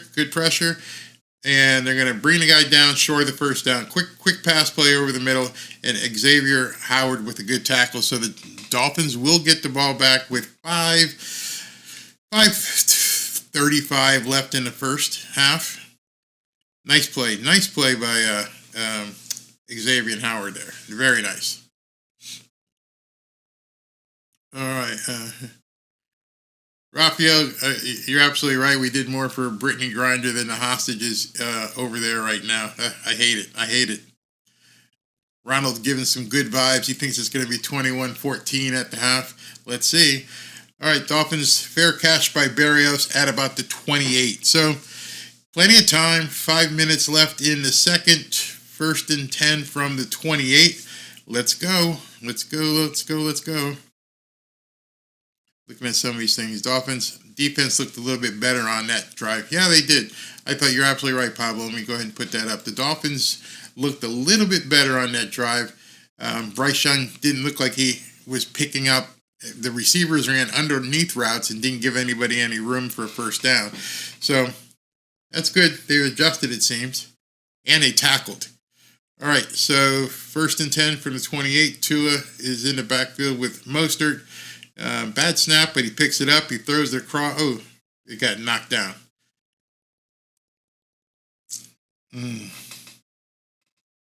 All right, so if you look, they're carting that guy off on the cart. So one of the guys is hurt. Another guy hurt for Carolina. Let's see who knocked it down. Right in the middle, the guy knocked it down. Defensive tackle.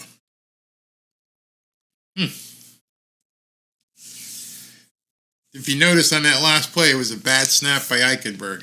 Number 5 for Carolina is being carted off. 2nd and 10. Tua's back to pass, bouncing around, quick feet, trying to extend the play, and finally toss it out of bounds. Come on. Man. But I like it. He threw it away. So it's 3rd and 10. Here we go. 3rd and 10, 4:51 left. Got to convert here. Got to convert. And they're not getting real pressure on him. He extended the play, but looks like you guys are already seeing a first down coming up. So on 3rd and 10 here, he's back. Oh, blitzed him, and Waddle with a nice catch. You guys notice that blitz? That's another Miami Dolphins. So I don't know what you're doing to Tyreek, but Tyreek's not getting the targets. This is Waddle's day for some reason. I don't know if they're just doubling up Tyreek, but Waddle was open. He got it to him. Like that. Very hard to shut both those guys down. All right, 1st and 10 from about the 44-yard line. Hands it off to Ahmed, and he doesn't get anything on that. So the runs to the outside don't seem to have the same effectiveness as they do when they run it down the middle.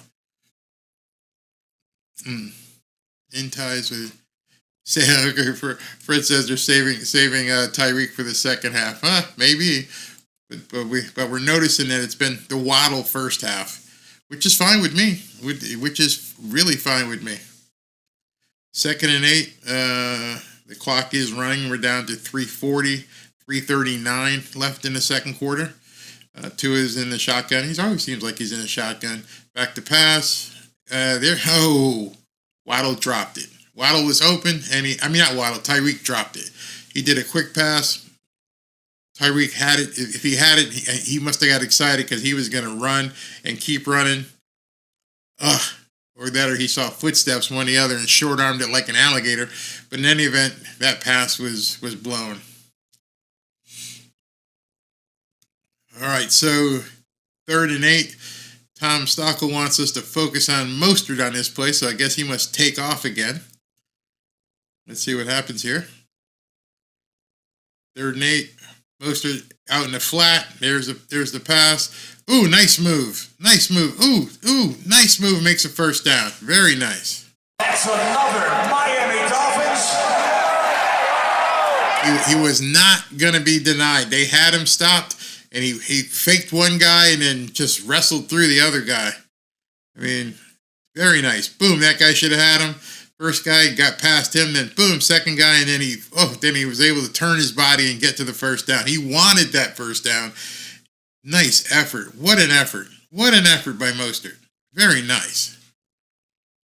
Very, very nice. All right, so it's 1st and 10 from the inside handoff again to Mostert, and this one gets kind of snuffed for about 1 or 2.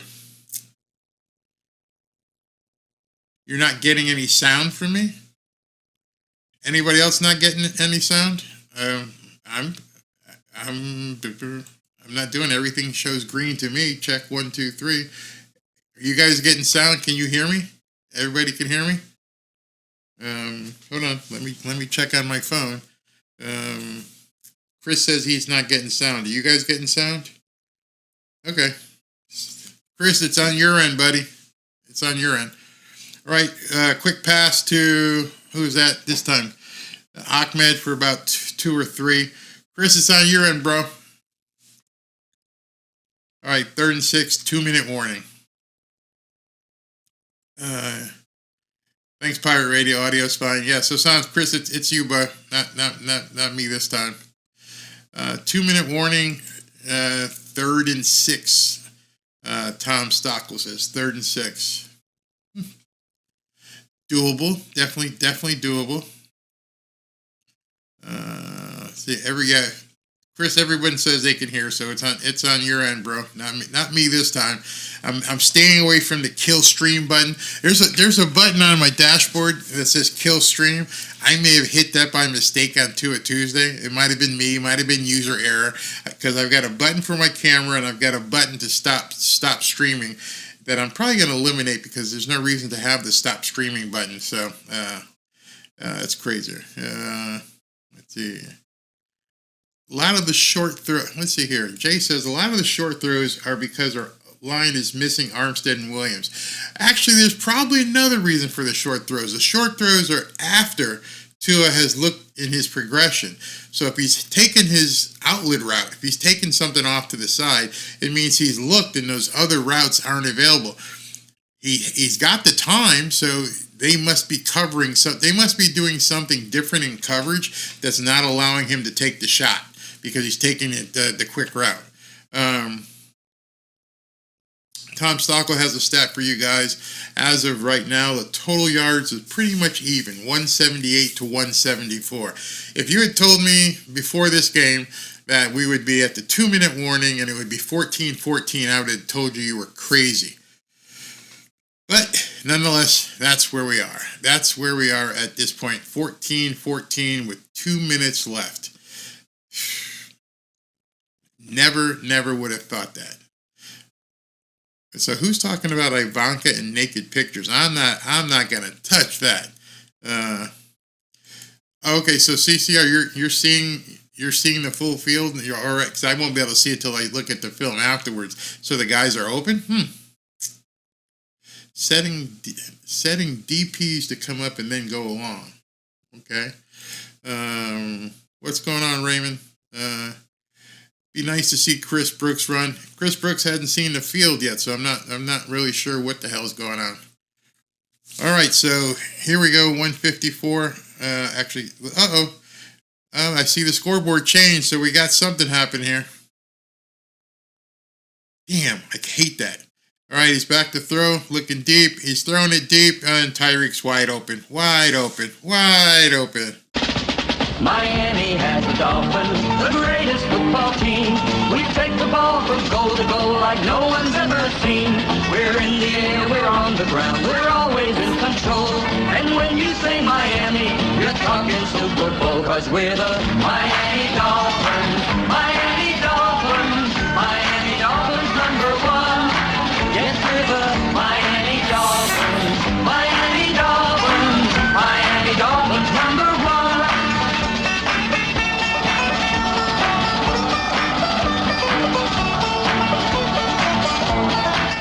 So I just watched the replay. I'm not sure if you guys watched the replay, but Tua and Tyreek must have a signal, and the signal must be, this guy thinks he can cover me, throw me the ball, because for some reason they put this guy one-on-one with Tyreek. If you put Tyreek one-on-one with anybody, it's game over. Absolutely game over. Easiest play the Dolphins can run. One-on-one with Tyreek equals 7 points. Period. You can't cover him. If you don't have a safety over the top, it's game over. Lights out. And with that guy, you could see him. He was like, "Oh my God, am I one-on-one with him?" Yeah, they stuck you out on the island, bud. You're all by yourself. You're all by yourself. John Lesman, thank you very much for that $1.99 super chat. My God, why would you put anybody one-on-one with Tyreek? The guys on TV are talking about it. Like, why would you put someone one-on-one with Tyreek Hill? And he's press coverage too. He's one-on-one press coverage, not one-on-one back.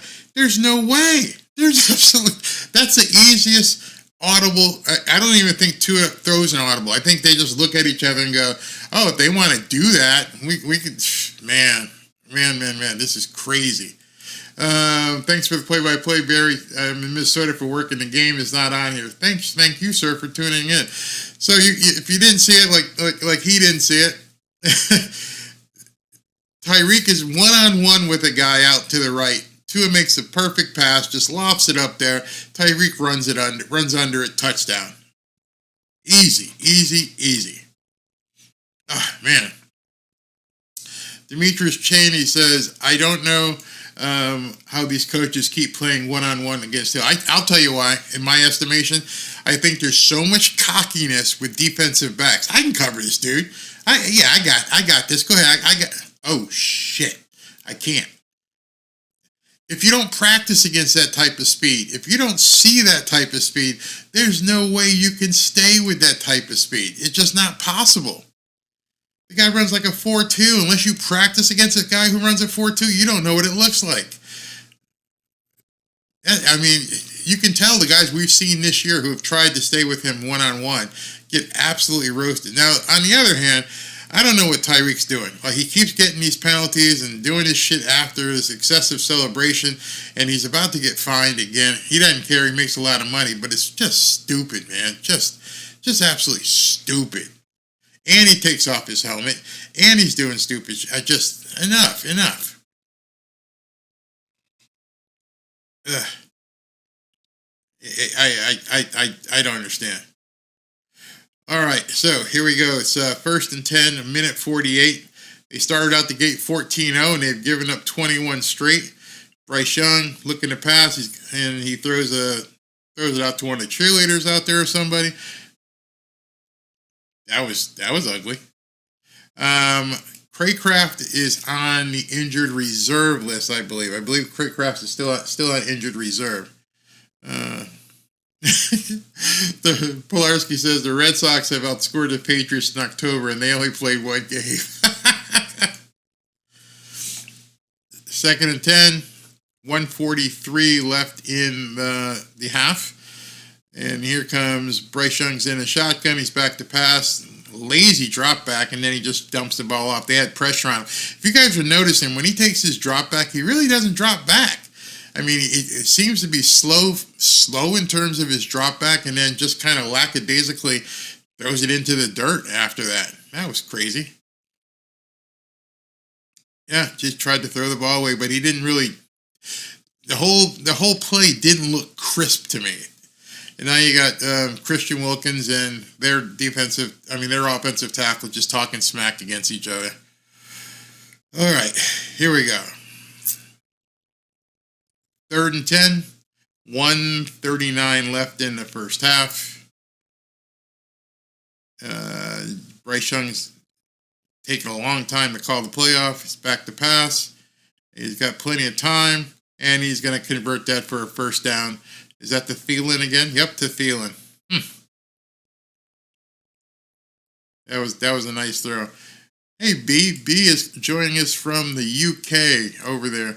Nice to have you along. Thank you for showing up here today. All right, so it's 1st and 10 from the 50. 1 minute 15 left. He's looking deep, and he's got a man wide open over the middle of the field. Is that Thielen again? Yeah, Adam Thielen again. He's just making apple pie out there. Just.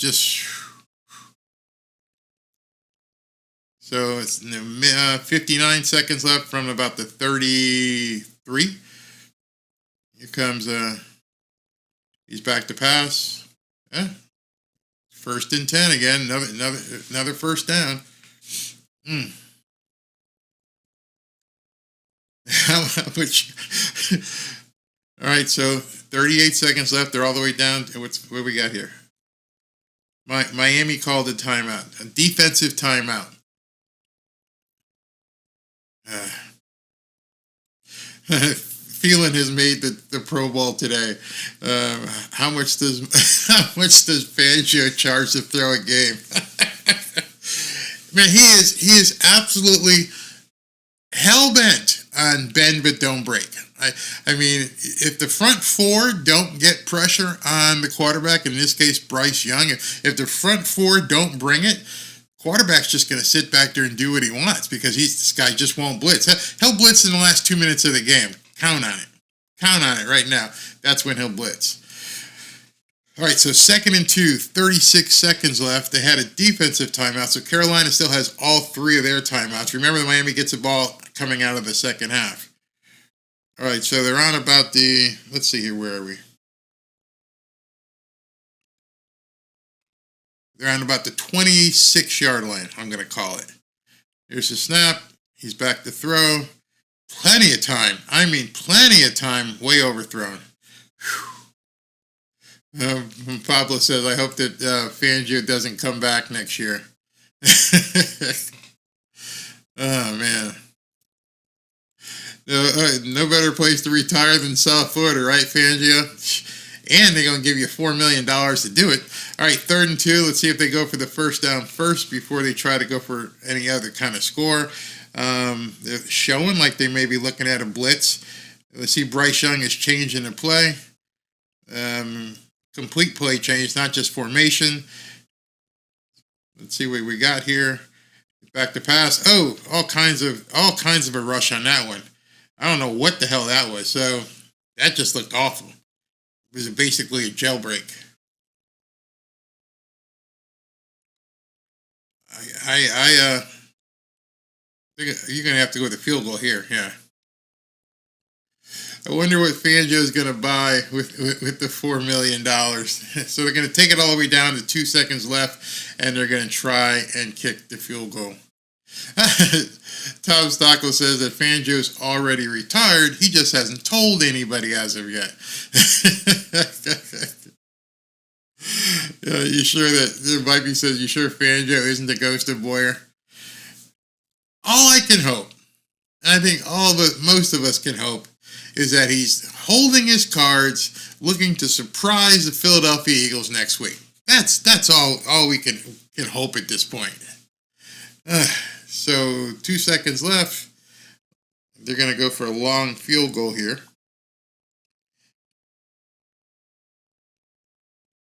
I'm looking up something here. All right, so 21-14. Scoreboard hasn't changed on my end. So you must miss this. Yep, he missed it. All right, great. Did you notice that when he just saw that kick go back there, that there was so many empty seats back there? That's just very weird. Miami people just don't show up. Let's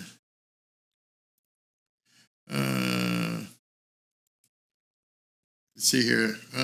That's a much glass approach. I'll give you that. I don't have that much faith in Fangio.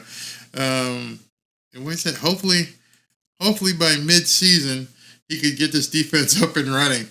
Mid-season is what? 17 games, 9? So, okay, 9 games. Okay. Did the Dolphins overrate Fangio? Like I said, maybe he's waiting for next week. Maybe that's what it is. Okay, so it's the end of the half. Time for another question. This one's a good one. This is a really good one. This was submitted by Tom Stockwell, so I'm going to use this one. Now you got to listen closely because it's kind of complicated. I'm going to lean in here. On November 25th, 1993, the Miami Dolphins defeated the defending Super Bowl champion Dallas Cowboys on a last-minute field goal.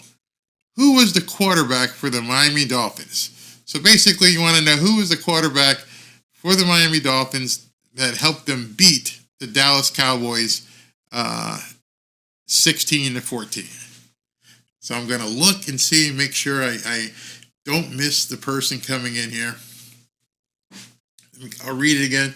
No, it wasn't Marino. 1993, November 25th. This quarterback, Don Strock, fielder. Nope. Oh, wait a minute. There we go. We got it right here. Boom. Steve DeBerg. Steve DeBerg was the quarterback when the Dallas Cowboys and Miami Dolphins met, and the Dolphins won 16-14 after recovering a blocked field goal that was touched by a Dallas defender. Steve DeBerg. I was stumped on this one. I try to look at stuff that people said and say, can I get this one? I didn't even know Steve DeBerg even played for the Miami Dolphins. I don't remember that. So that Robert Robel, go ahead and send me your information to 786-947-7440 so I can get that all put together for you. So Tom had asked me a question I wanted to get with you guys. Tom had asked me a question and said that he wanted to have, see if we couldn't schedule a get-together for those of you that would be in town here in South Florida and either do it at a game or we could do it on the bye week or something. How many of you guys would be interested in getting together and having a little happy hour either during a game or on a bye week? Let me know because it won't cost you anything. I'll make sure I pay for the whole thing. I just want to know how many people would want to show up and where we would hold it. So you guys let me know if it's worth, and I'll put something together.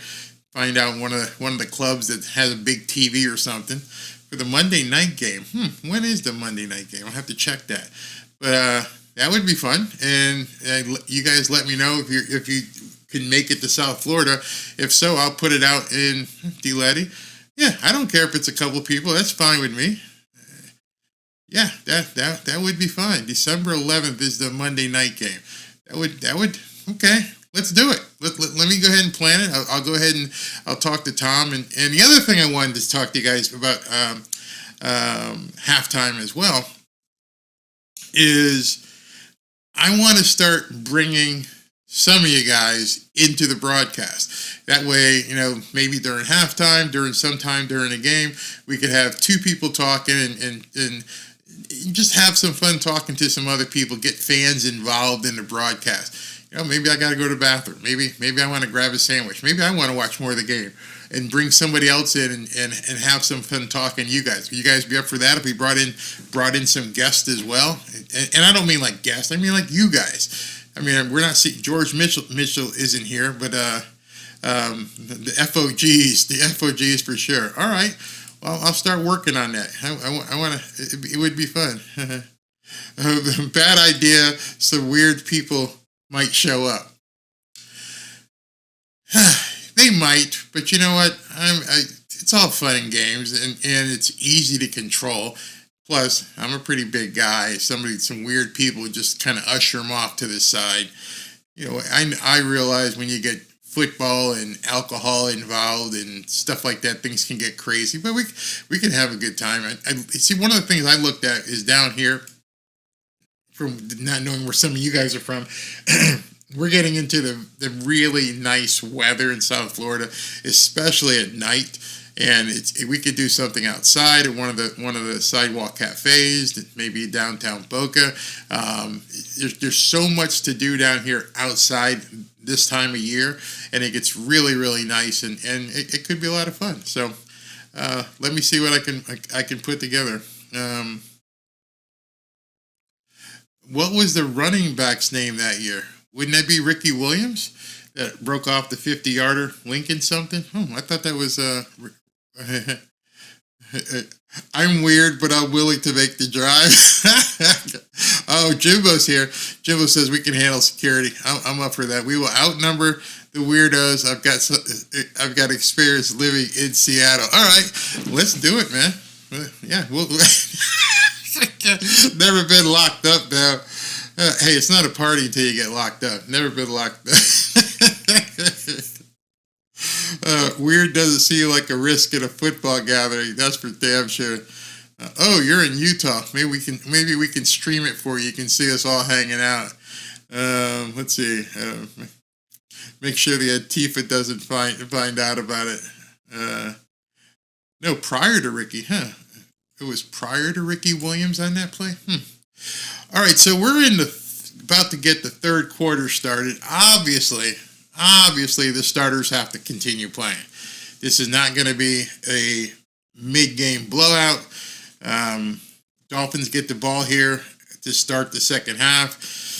Even if they score and go up 28-14, it's still not enough of a lead to pull the guys. So we got to hope that I feel comfortable that the Dolphins are going to pull this game out. I don't see Bryce Young and these guys having the firepower to outduel the Dolphins. So now we're going to shift into a maintenance mode where it's like, you need to win, you need to keep pushing and scoring, but you need to also not put people in weird positions so anybody gets hurt. So you got the Eagles next week. Got to watch out.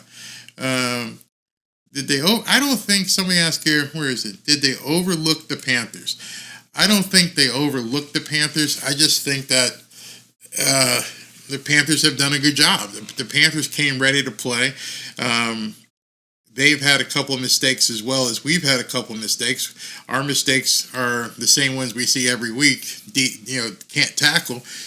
There hasn't been much of any penalties. I think there was one earlier in the first quarter that the Dolphins had. And then, of course, their mental breakdown and trying to cover Tyreek Hill one-on-one.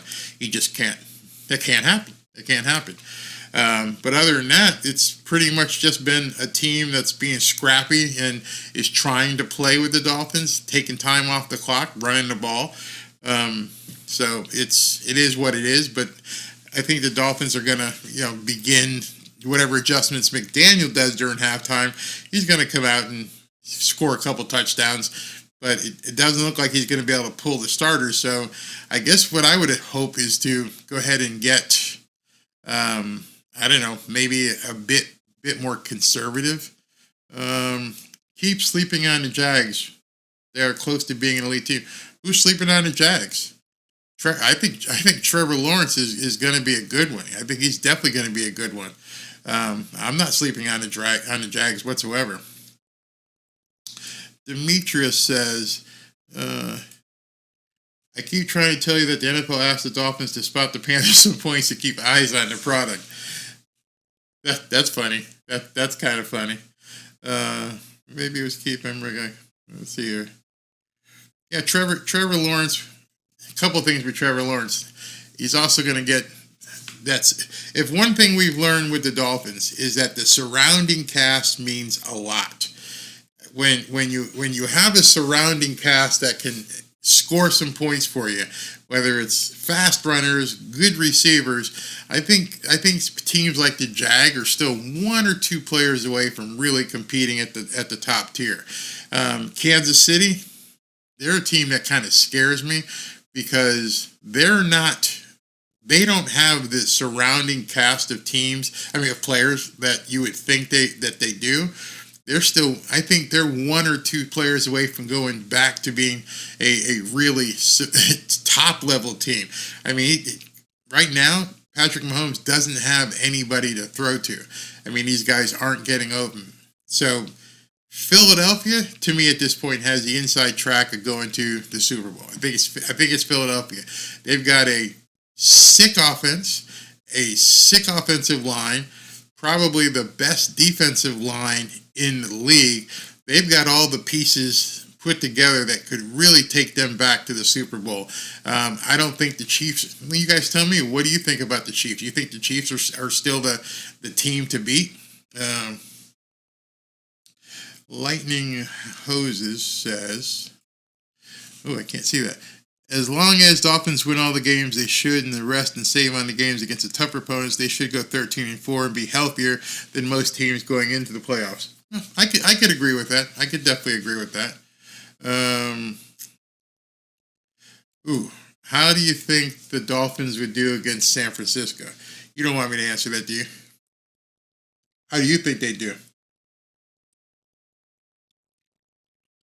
Again, I think where the Dolphins are lacking, I don't think they're lacking on offense. I think they can put up points with anybody in the league.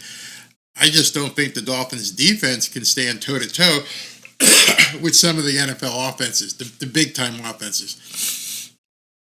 I don't see the Dolphins' defense being able to stop San Francisco. I don't foresee them being able to stop Philadelphia. I hope they do, but I'm saying just looking at what I've seen on film and seeing the different players and seeing how Kyle McCaffrey and George Kittle and it's just Debo, all these weapons they have.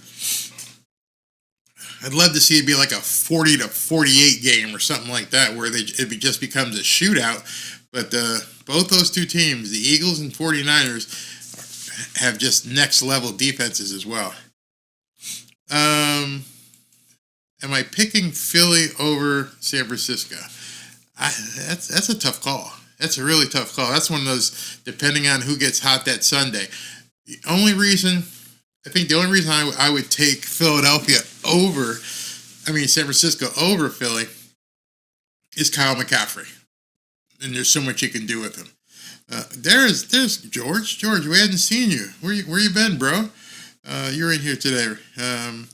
Rashid Rice is getting better every week. Yes, he is. I like that young kid. Let's see what we got here. Let me just go back up here.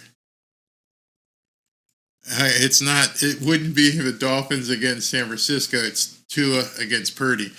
No, I don't think it would be a quarterback game. I think, again, until we see something different, I have to look at this objectively and say, this defense may change when Jalen Ramsey gets back, of course, But this defense doesn't seem at this time, as of today, which is October 15th, doesn't seem today like they'd be capable of stopping some of these teams. We may find out next week.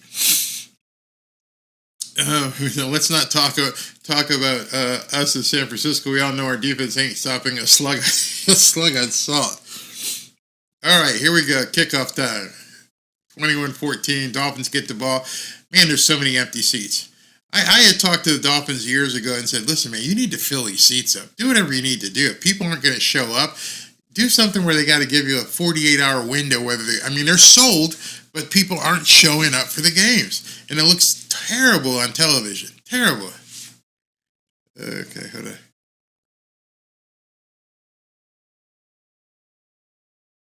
Yeah, I just don't. GTO says San Francisco will eat Philly. All right, here we go. 1st and 10. Oh, he's got fullback and running back in. There's a pitch. Oh, fake pitch, and it was almost blocked down at the line of scrimmage again. Bad choice there. Bad choice. Oh, I haven't seen you. There's so many comments that come through. I guess sometimes I just miss them, George. Just missed you. All right, so he would have been open for that pass if it weren't knocked down. So it's 2nd and 10. 2nd and 10 under center. He's got Waddle in motion this time, and Tua throws it. That was just a bad throw by Tua. I don't know if he heard footsteps or what. All right, so 3rd and 10. 3rd and 10. Yeah, some of you guys were talking about how the stadium is in a bad location. It's out there. It's out in the middle of nowhere. And then once you do get there, you got to walk. If you get regular seats, you got to walk and walk and walk, which is why I won't go to a game unless I have a suite. All right, so 3rd and 10. Let's see what happens here.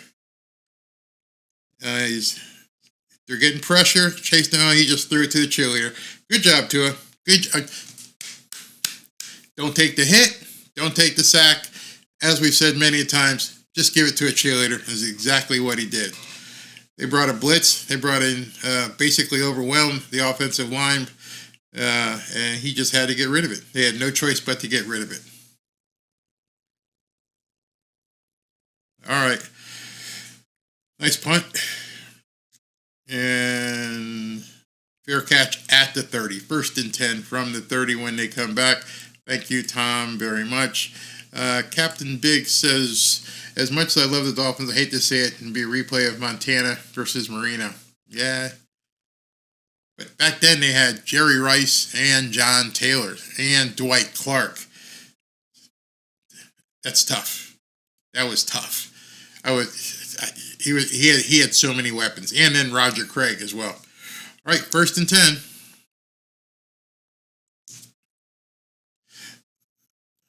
All right, so let's see. Bryce Young is in shotgun, looks to change up something. 1st and 10. They show blitz. They're coming through. He takes his time, and he completes it about 3 or 4 yards. Demetrius, you are right. Apparently handing the ball off isn't an option anymore. 3 straight incompletions. That's Mike McDaniel for you. That's Mike McDaniel.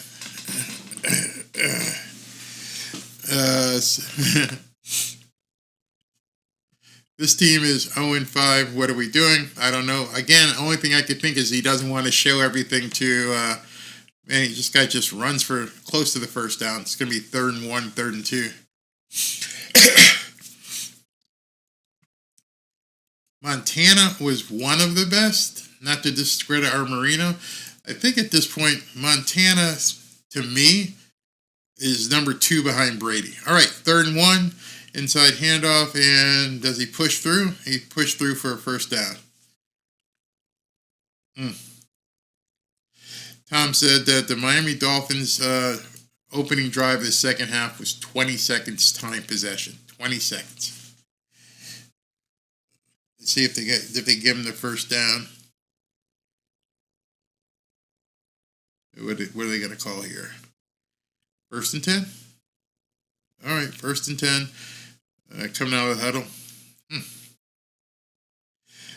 Someone's asking about Baker. Baker's not doing bad. He's sticking, because these guys are running, so he's having to stick his head in there. All right, 1st and 10 from about the 40.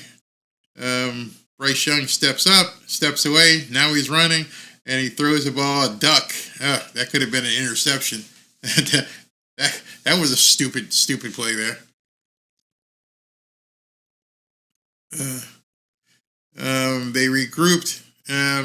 One of the things I've noticed already with the defense is it seems as though the team and maybe Mike McDaniel is forcing Vic Fangio to change. I think somebody would have to be Mike McDaniel. He's a head coach. Is get me some pressure on Bryce Young.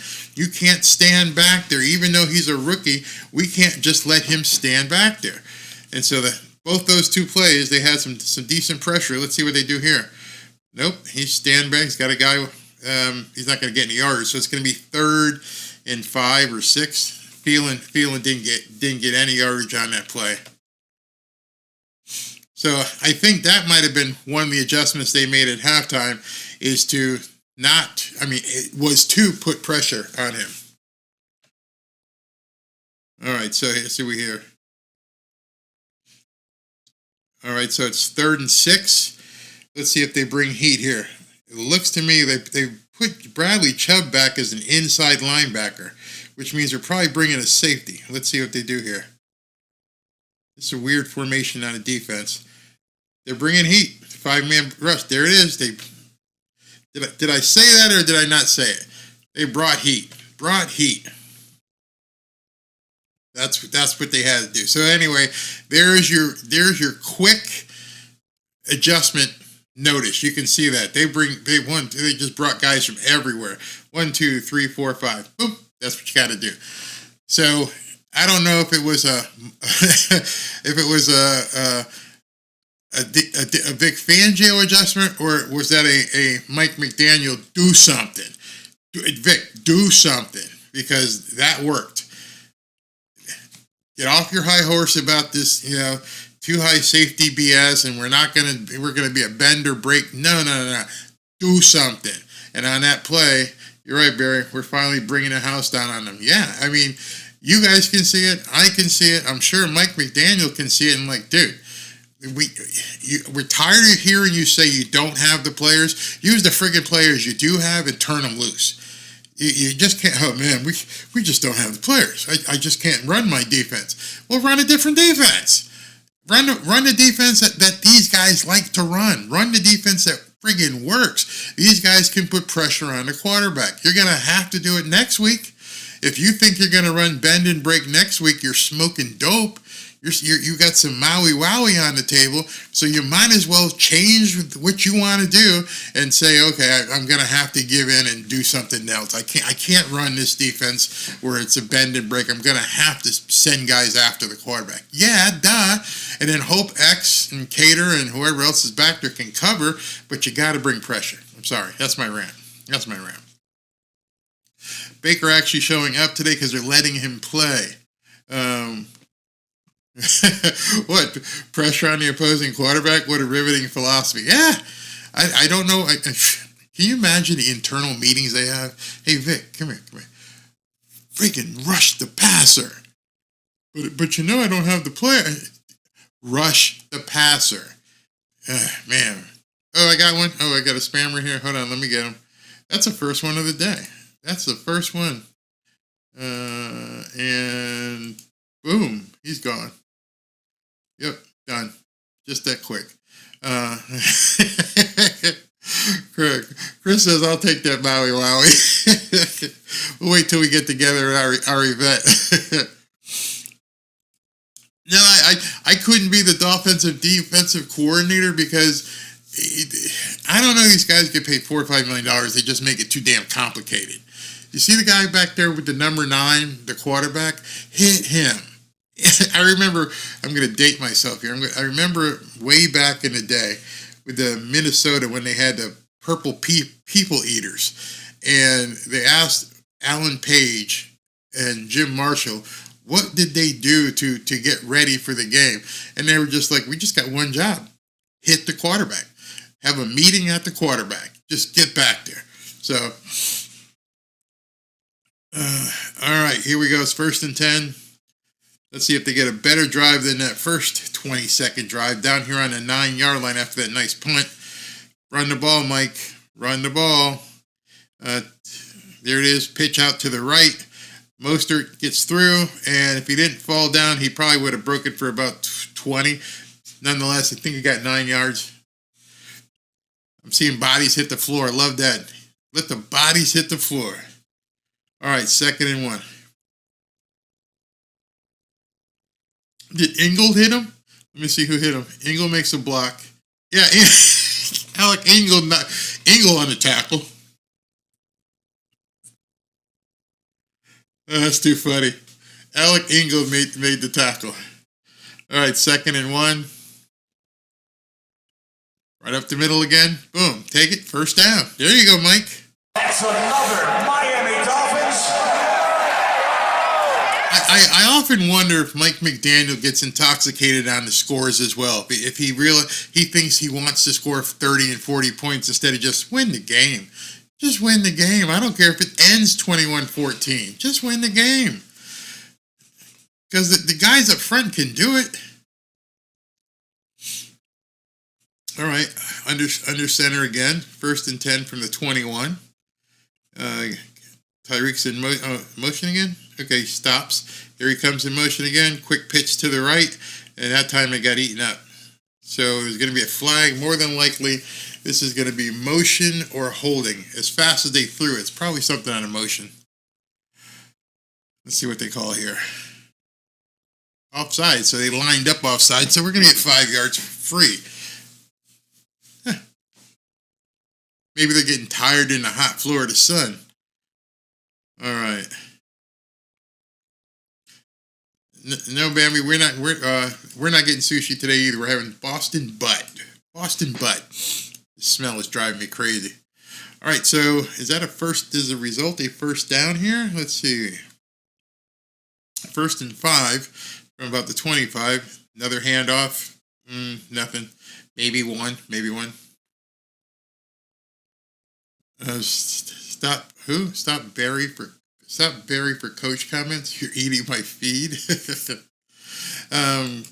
Can't run up the middle with Liam at center. Yeah, maybe.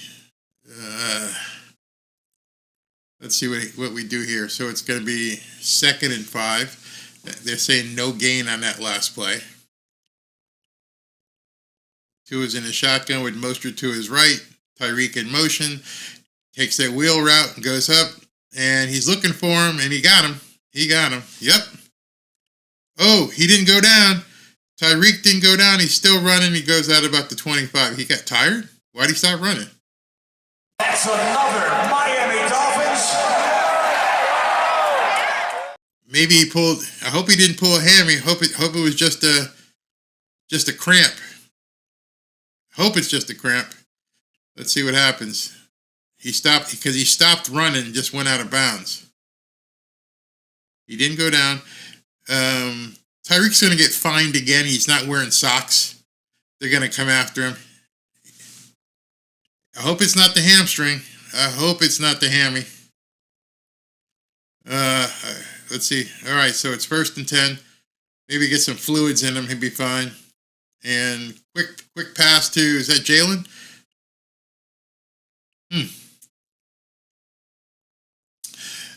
If Tyreek is headed to the locker room, that might be the hamstring, but it could be something else. They could be running him to the locker room for an IV. If he's cramping up, if it's a cramp instead of a hamstring, and I just see one guy going with him, I don't see a whole staff going with him. They might just be giving him IV. He might be just cramping up. So hopefully that's all it is.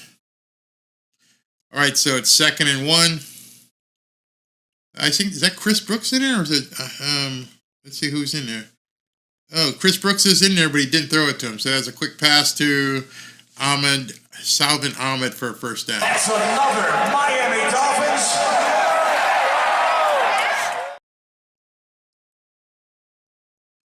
Yeah, it is a hamstring. He clutched his hamstring as he was running off the field. So Definitely the hamstring, but he's not wearing the socks again, so he's going to get fined again. I guess he doesn't care. All right, so it's 1st and goal. See, if you score here, maybe just keep Tyreek out of the game. Just let him rest. 1st and goal from the 9. A quick handoff. Who's this? Salvin Ahmed? Nope, that's Mostert for a couple. So it's going to be 2nd and goal. Yeah, I saw, Raphael, you're right. I saw 35. I saw Chris Brooks in the game. Give him the ball. Let him run. Let him run for sure. Let's go. 2nd and goal. Yeah, you're right. Tyreek Hill doesn't care about the uniform rules whatsoever. All right, so I see the scoreboard has flipped. 27-14. Must be a touchdown here. Tom Stockel says it's Mostert. Let's see what Mostert does here. Inside handoff, basically untouched. Nice play. Very nice play. Miami has the Dolphins, the greatest football team. We take the ball from goal to goal like no one's ever seen. We're in the air, we're on the ground, we're always in control. And when you say Miami, you're talking Super Bowl, 'cause we're the Miami Dolphins, Miami Dolphins, Miami Dolphins #1. Yes, we're the Miami Dolphins, Miami Dolphins, Miami Dolphins #1.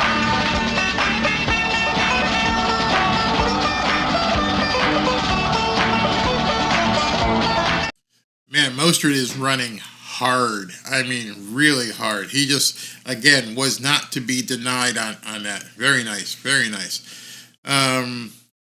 Sore muscles, Tyreek. At least the offense is having a lot of fun with all their celebrations. Just wish the defense could also start doing the same every game. Yeah, I can see. I hear you. Love the dance. You know what's funny? I see so many fans love the dance and the celebrations that go on in terms of after touchdowns, but that the same people can't stand Deion Sanders being cocky. That's all I'm gonna say. That's all I'm gonna say.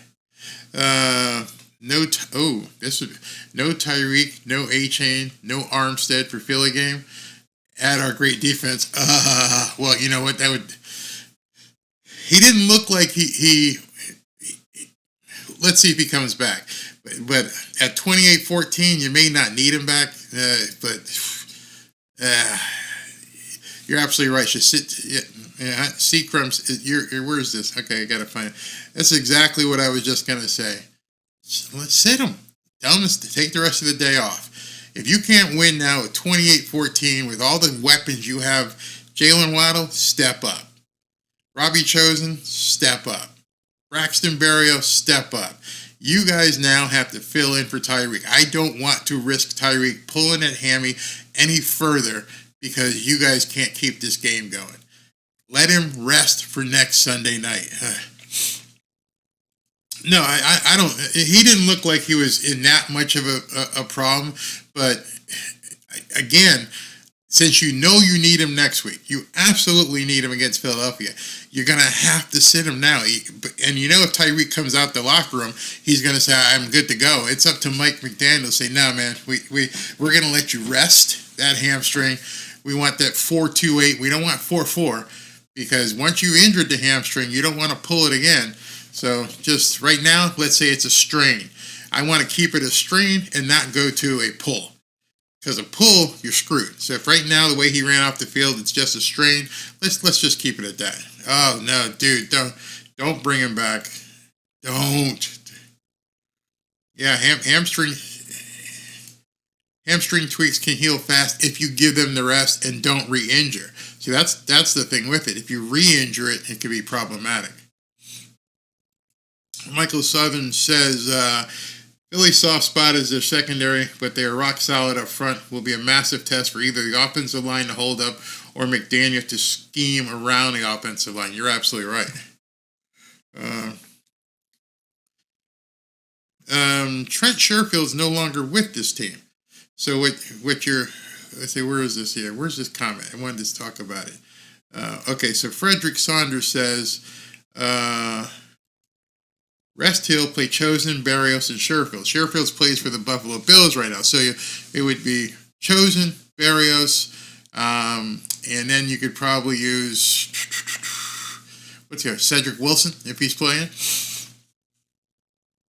Those are the guys we would use. And now next week, if something happens, you've got to find a way to get Claypool in the game next time. Anyway, let's worry about that later. First and down, they've got a decent run up for about 6 or 7 yards. So it's going to be 2nd and 3. They're talking to Zach Thomas with his gold jacket on the sideline right now, and they put him up on the Ring of Honor. So that's pretty awesome. Absolutely awesome. Let's see. Where is this? Oh, I'm going to talk about Claypool. All right, handoff up the middle, goes for about 2 or 3. It's going to be 3rd and 1 or 2. Claypool will be ready for Philadelphia for sure, absolutely. Chase Young available. McDaniel doesn't. Okay, hold on. It's 3rd and 2 here. And there's, play action. He's got plenty of time to throw, and he's got a man across the middle for about 20, 25 yards. Yay, more bending. He loves that bending, don't break thing, huh? Wow. This is the first game that Bryce Young has played well. That concerns me. You know why. What happened the last series? They blitzed him, they put pressure on him, they took him down. That one, he just stood back there and just had all day to pass. Let's see what happens on this play. 1st and 10. And there's a snap. No pressure whatsoever. And he had all day to throw, and he completes a pass. So you're seeing what the difference is. If you're watching it and you see the difference in terms of how he's running things, he blitzed, he brought pressure on that prior series, and Carolina crumbled. Now, you're not bringing any pressure, and then you're looking what's happened here. So now it's 2nd and 6. You know, despite the fact he's a rookie quarterback, he's playing in the NFL, and if you're not going to put any pressure on him, there's some great tackling. Man. This is just nuts. Tackling is still of the utmost importance to us. Did you see Emmanuel Agba completely whiffed there? I did. 3rd and 1. All right, referee is holding up for substitutions. All right, now he's cleared it. Let's see what they do here. They're coming now. Now they're coming. And they still couldn't stop him for 1st down. They ran a run blitz and couldn't stop a 1st down. And this isn't the Philadelphia Eagles offensive line. Just saying.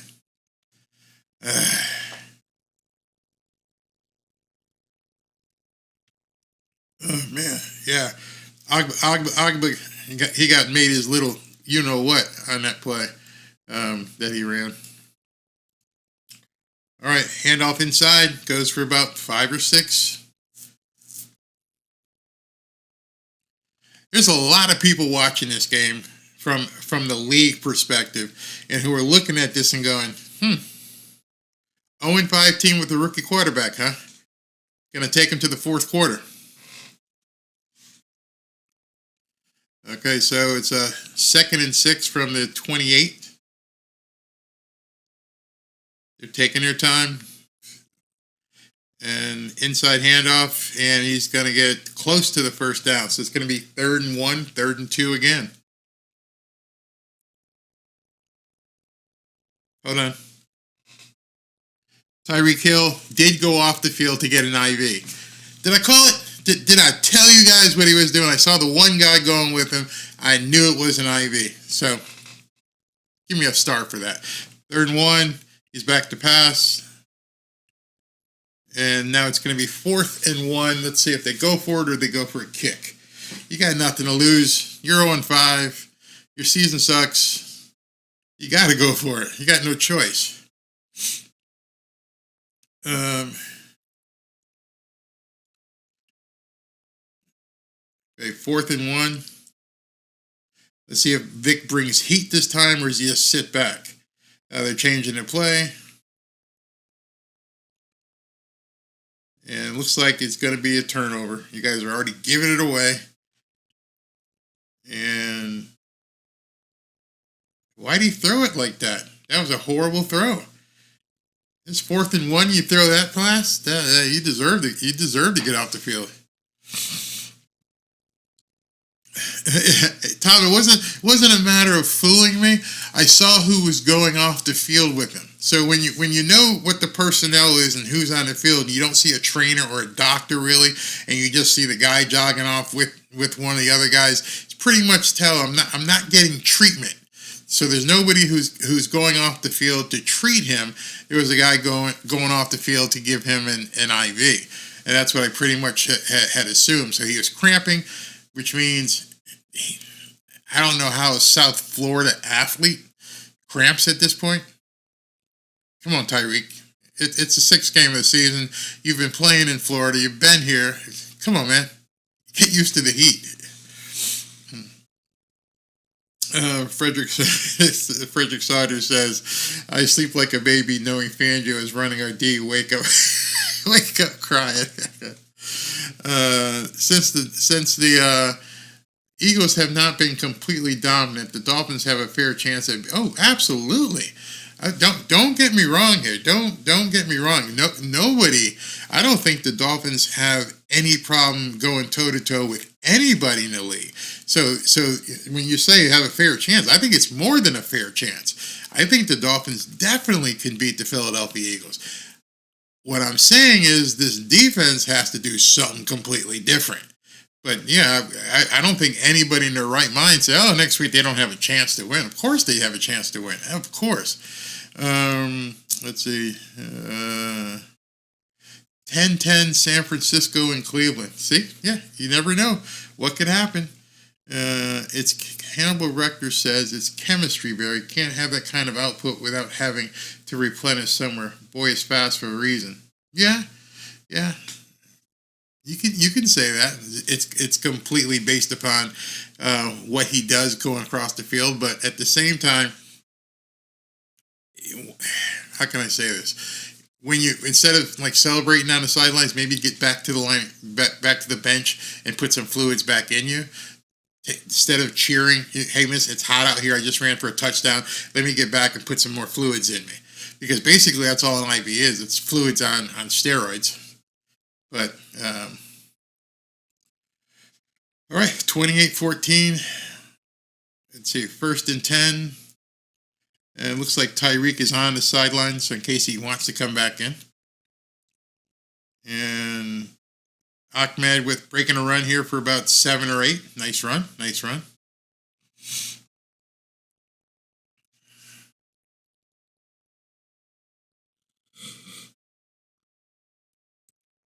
Another Panthers player hurt. Oof. Wow. Jennifer, you're absolutely right. Any given Sunday, anything can happen. Raphael, good question. Let him pose this to everybody here watching. If the Dolphins score again, okay, so it's 2:15 left in the third.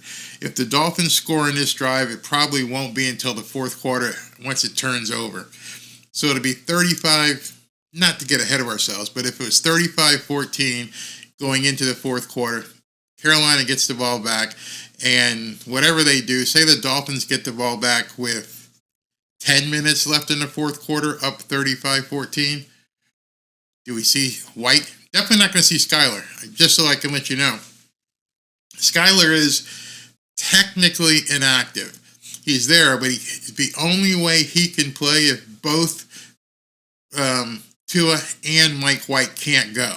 So he's not an option. The only option right now is Mike White. Both quarterbacks would have to be hurt in order for Skylar Thompson to get in. So Skylar doesn't get in just because the Dolphins are up by XYZ points. Skylar only gets in if Tua and Mike White both get hurt. That's the only way he gets in. So that's a big thing you guys have to understand about this new injured reserve third quarterback rule. Terry Romine says no White until 5 minutes. Even if they're up 35-14, if they score in this drive, you still wouldn't put him in. Ronald said Skyler is better than White. Well, if you think so, but Mike McDaniels doesn't, and he is unavailable to play. And you don't want to see Skylar Thompson in today. Like I said, the only way Skylar Thompson gets in a game today is if both Tua and Mike White go down. So forget seeing Skylar today, if that's what you really want. Score again, put in Mike White. At some point, you got to start doing the right thing, McDaniel. Achane will be back, yes, in November. Tyreek is in the game, or is he on the sideline? Let me see. Is he in the huddle? Let's see if he came back and got on the field. Yeah, he's on the field. See, man. All right, so it's 2nd and 3. Tyreek is back on the field. And he's looking for him. He's looking for Tyreek. He's throwing over there. He's got it. Go out of bounds, Tyreek. Good. Good job. Good job. That's another Miami Dolphins. Yeah. Notice he didn't try to do anything special there. He ran down. He took a right. And just go out of bounds. Yep. Don't even try. It's funny with Tyreek. Tyreek, even with like a bum hamstring, is probably still fastest receiver in the league.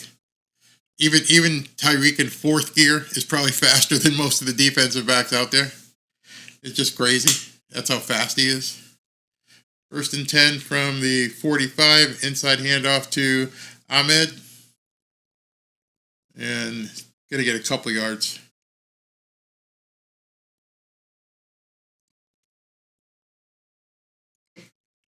All right, so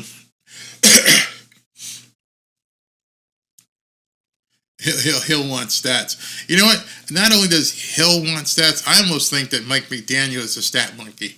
I'm beginning to get that feeling that Mike McDaniel is a stat guy. Just saying. All right, so it's 2nd and 8. 51 seconds left in the quarter. And play action. He's looking deep. Ooh, that was almost picked. Dude, you didn't catch that. No, I hit the ground.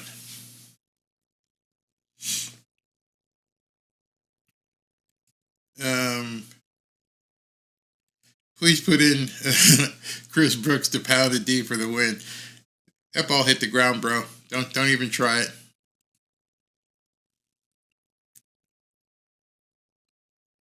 Now Waddle's hurt again. Oh, man.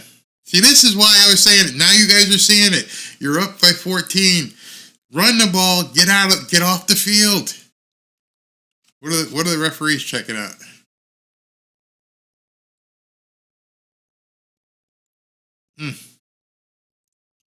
And we got another Panthers guy hurt. Looks like it just might be cramps for him or something. Waddle's been doing very good. Waddle, I don't have the stats on Waddle. Maybe Tom can put him up, but Waddle's been doing very, very good. Waddle had 5. Let's say 1. Yeah, there was 3 guys on Waddle. He hung Waddle out to dry in that pass. Yeah, he most assuredly did. All right, so it's 3rd and 8. 48 seconds left in the third quarter.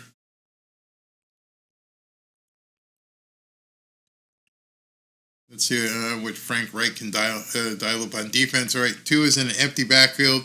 I see Tyreek is on the field. And back to pass. And he's got a first down to Berrios. That's another Miami Dolphins. Making those pitch and catch plays look real easy. Berrios just runs a quick out route to the sideline, and Tua's got all day to throw. There's no pressure on him whatsoever. Offensive line is doing a great job. Great job. I think you guys all realize that the offensive line is basically controlling the defensive line of the Carolina Panthers. Probably would even be controlling it more if Mike McDaniel would just run the damn ball. There's a handoff. There's Mostert. He's probably going to take it down to about the 15-yard line. Another first down. That's another Miami Dolphins. All right, so we got end of the third quarter. He's down to about the 15 or 17-yard line. Again, start thinking about taking guys out. So we got another Tom Stockel question at the end of the third quarter here. Here we go. Let's see if you guys are on your toes. All right, Tom dug deep here. All right, he wrote a long paragraph of stuff. So you guys see that? So I'm going to try and make it more succinct. The Miami Dolphins defeated the Philadelphia Eagles, good omen, by a score of 19-14 on the day that Don Shula got his 325th victory. That alone should have been a trivia question. Who did Don Shula beat? But the question is, the Dolphin quarterback credited for the victory was Doug Peterson. Who was the Dolphins starter for the game? Doug Peterson was known as the guy who pulled out the win. Who was the starter for that game where they beat where Don Shula got his 325th win? Doug Peterson was credited, but he wasn't the actual starter for the game. Who was the starter? No, wasn't Marino. I'm still looking close here. It wasn't Marino. Wasn't Doug Peterson. Terry, you got to give me a last name. You're close. All right, I'll give it to you, Terry. Terry says Scott. Wasn't Matt Moore. What was the quarterback's last? There it is. Ron. Okay, let me go back down here and see who did it. So Keith Freedom says Scott Mitchell. But Terry realized it said Scott. He just said Scott. It was Scott. Scott Mitchell was the quarterback who started that game. You guys are pretty good with your Googling. Go ahead and text me your info here. And just to let you guys know, I did hear from my person at Buffalo Wild Wings before I went on the air today. All the ones that are outstanding, I think there's like 3 outstanding, maybe 3 or 4, plus today, will be done on Friday. They'll all be done on Friday. What's Friday's date? Friday's date is the 20th. So I'm going to be getting them so I can get around to you. So expect them 20, 21, 22. We'll complete everything before the next game. Thanks you guys for going through all this stuff. It's been fun. And let's finish this game off. Let's finish off with a win.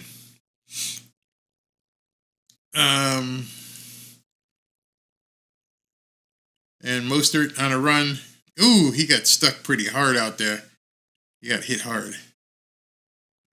Who is the last receiver to get 2,000? Megatron?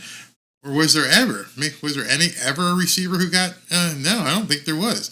I think that's what Tyreek is trying to do, be the first one. I don't think there has been a receiver that's gotten 2,000 yards. All right, so it's 2nd and 10. Man, another Carolina Panther walking off the field. This time, this guy's holding his hamstring as well. These guys are falling like flies. This is one of their linebackers. Oh man, they're getting hurt. Yeah, I don't think anyone got 2,000 yards receiving. So it's they've got the ball on. It looks like about the 23-yard line, 2nd and 10. Two is under center. He's got Waddle coming across. Play action, roll out, looking to throw, and he's got is that Tyreek again?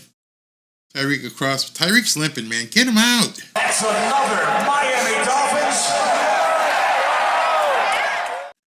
I don't understand why Mike McDaniel, you're on the sideline. You see your number one guy isn't playing well. You see him, he's playing well, but you see him limping after the injury. Why would you risk it? Get him out, man. He's still in there. All right, 1st and goal. Maybe they score here and call it a day. Ingle in motion. Tua changes the play. And handoff to Mostert going to the right. Avoids one block. Oh, hurdles another guy. I think he got in. Did he get in? Can't tell because the ref got wiped out. But if not, it's right there. I mean, if he didn't get in, I don't see the scoreboard changing. He's got to be right there. Whoa, he hurdled that guy. And then he got out. So it's going to be 2nd and goal from like the 2 or 3. Nice hurdle. Man, Mostert's playing his ass off. Offensive player of the game, for sure. Raheem Mostert, offensive player of the game. Got to give it to him. All right, now just give it to him again. Finish it off. And Tyreek's in motion, coming back around the jet motion. That play had no chance. Oh, because he pass interference. So it's going to be first and goal from the 1. He tried to do a fade to Jalen Waddle on the right side of the end zone. The guy pretty much held him. So it's going to be first and goal from the 1. Hand it off.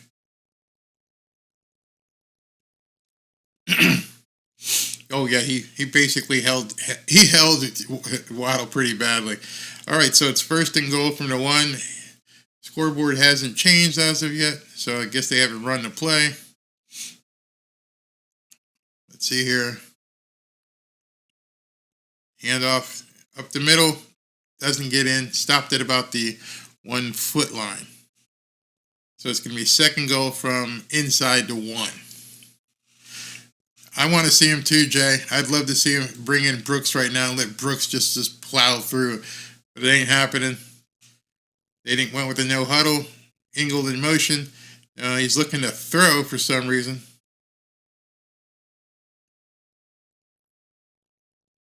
Come on, Mike. Come on, man. This deflected pass. Come on, bring Chris Brooks in. Let him take this 1 yard into the end zone. Third and goal from inside the 1. I mean, it's basically like that much. Yeah, like that much. And 2 is in a shotgun from third and goal inside the 1. Yeah, inside handoff, and he should be in. Looks like he's in. Haven't seen the sign. There he is. He's in. Mostert.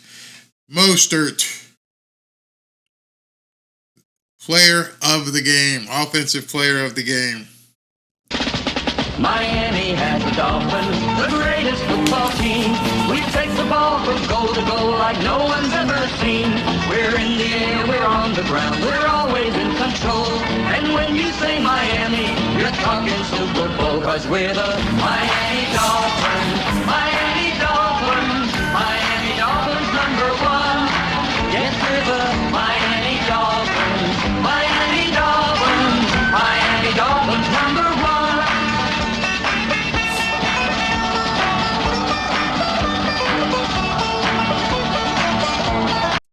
I don't know if you guys saw the extracurricular activities there, but one of the guys from the Carolina Panthers tried to take off Jalen Waddle's head.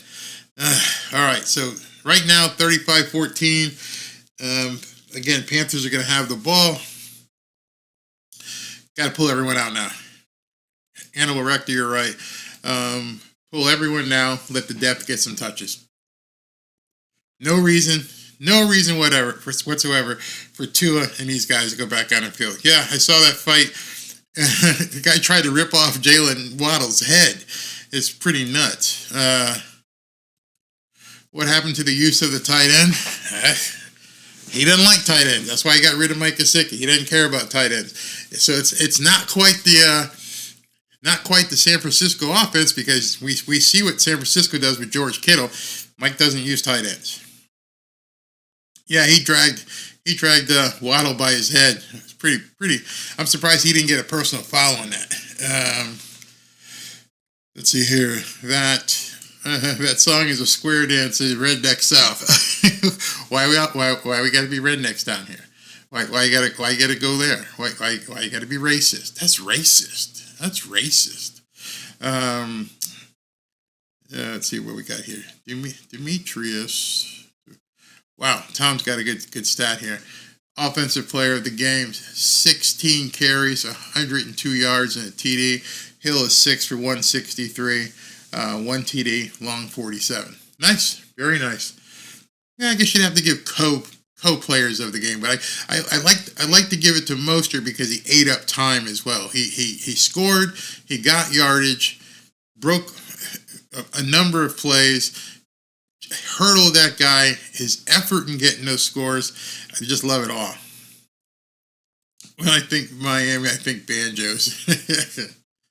Cleveland is beating San Francisco 13-10, and I believe that's without Deshaun Watson. I think Deshaun Watson is not playing today, so that's pretty interesting. I hope a bunch of these guys sit. I hope Hill, Mostert, Tua, pull them all at this point. I don't care if Carolina scores here. Pull all these guys and be ready for next week. Absolutely pull these guys. All right, so especially since we know Tyreek's hamstring is a little hurt, and we know that Jalen Waddle got a little banged up, so let's go here.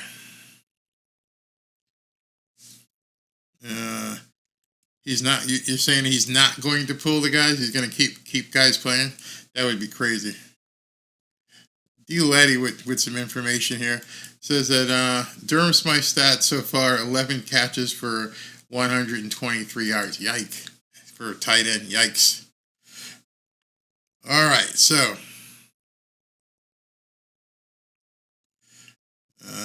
first and 10, 12:23 left. They're at the 25-yard line. Let's see what Bryce Young does here. And, almost a pick, but instead of a pick, it's a first down.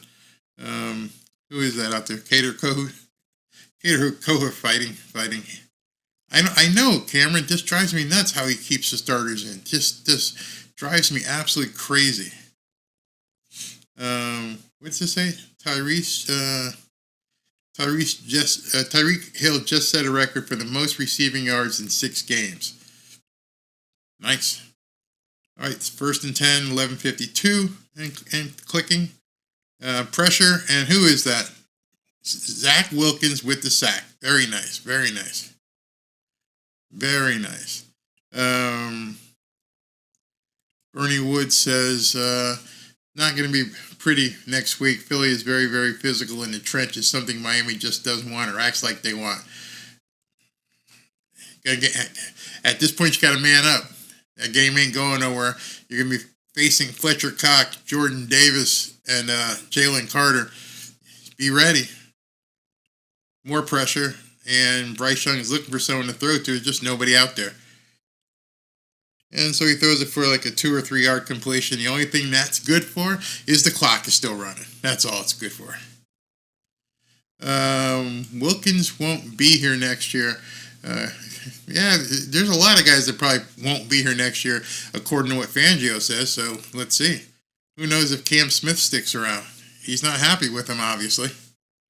All right, 3rd and 18. Stop him here and get off the field.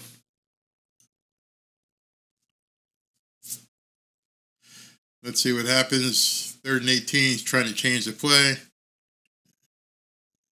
Tom Sokol says another big sack. They're beating up there. No, see, now, if you notice, that was a covered sack. He just took too much time to get rid of it. 4th and like 90. Doesn't really matter. All right, so let's see. Let's roll the dice. Are they going to put? Is he going to put Tua and these guys back out on the field after this? Was that me or my wife? Just heard something fall. All right, is Sealer hurt? Sealer's limping. I saw that. I did see Zach Sealer limping, but it doesn't look like he's a big guy. It's okay. He's a big guy. Tom, you're absolutely right. Put in the subs. Put them in right now.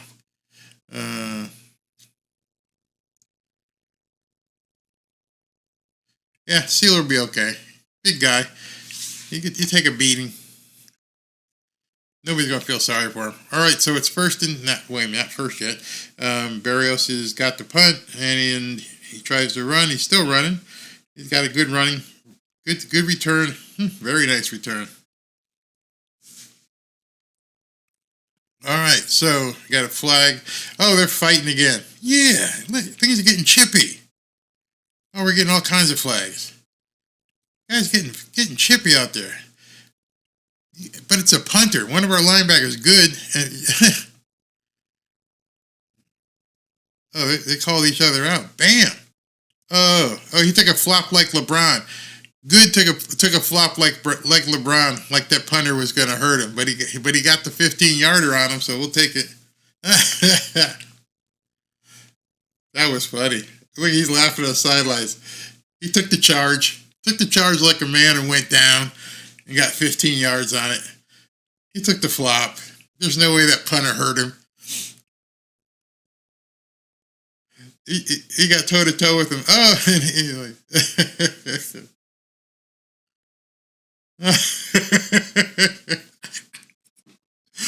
That's too funny. Did you guys see that flop? Oh. What? Don't get mad like saying I'm taking my toys and going home. What do you mean?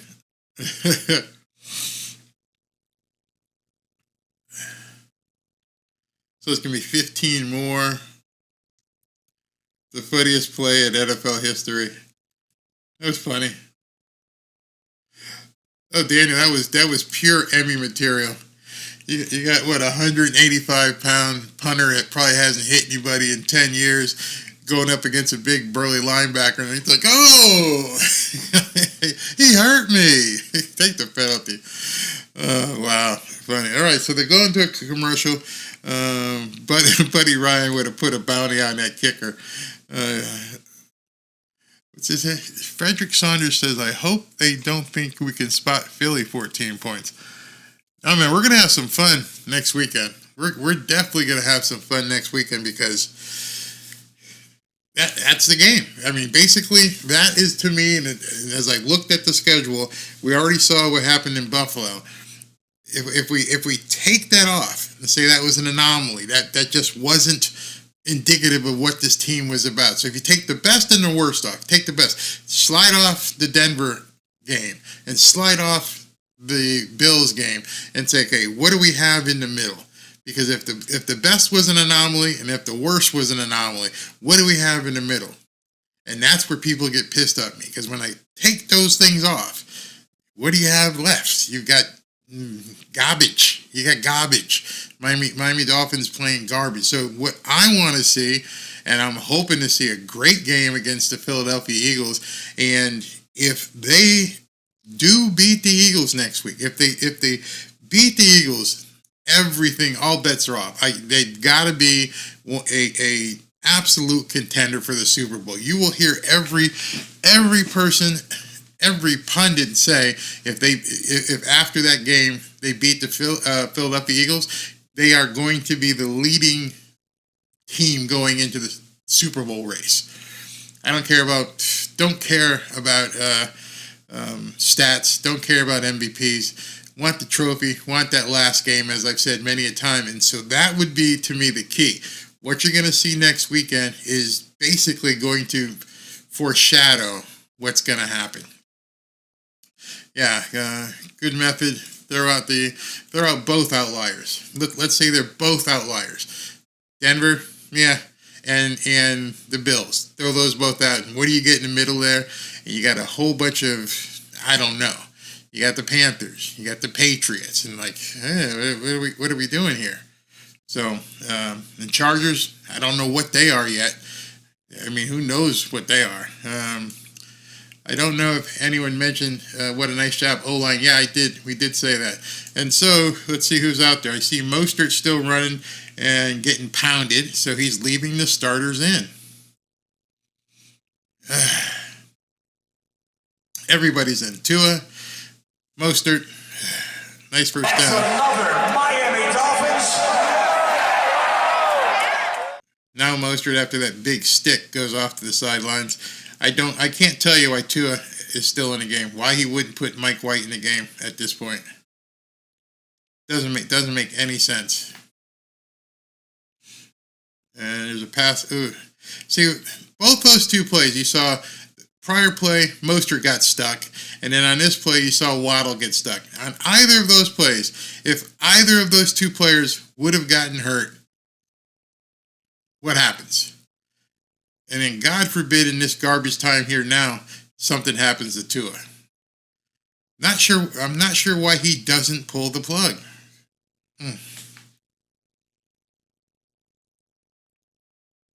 8:27 and counting in the fourth quarter.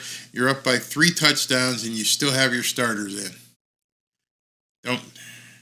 Blitz on Tua. A little pass off to the flat, to Ahmed, and stuffed. So Nathan, you're saying, let me get Hannibal's thing here. Why I just don't understand why do this all the time, but then talk that mess about not going for the field goal to get. Yeah, that's such a contradictory perspective. And if they need the reps, why do you need the reps 6 games into the season?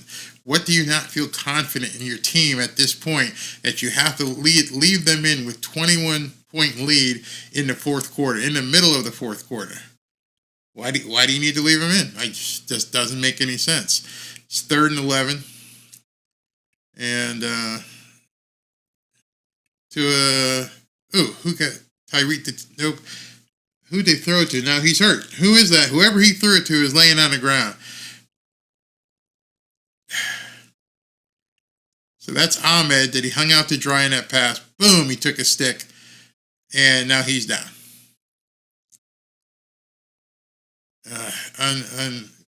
Doesn't make any sense. Doesn't make any sense. Jordan Calhoun has a nice comment here. Let me see if I can find it again. All right, so the punt's down to about the... We're going to down at about the 5. Jordan says, the outliers decide the game. One play can change the outcome. Either attack or take the starters out, one or the other, period. Yeah, and you know what's funny is none of the reporters after the game will ask him, why'd you leave these guys in? You're right, Raphael. Salvin Ahmed just got blasted. This is a time where it does nothing for you in a positive light to have these guys out there. The only thing that can happen is something negative. There's nothing for you to build upon by leaving your offensive starters out there. Nothing. You got an inferior team. You're up by 21. There's only a half a quarter left. By the time you get the ball back again, it's going to be somewhere 4 minutes left. Why would you keep these guys in a game? Mm-hmm. Brooks gets no respect at all. No, he's not. What I keep saying, exactly what I keep saying.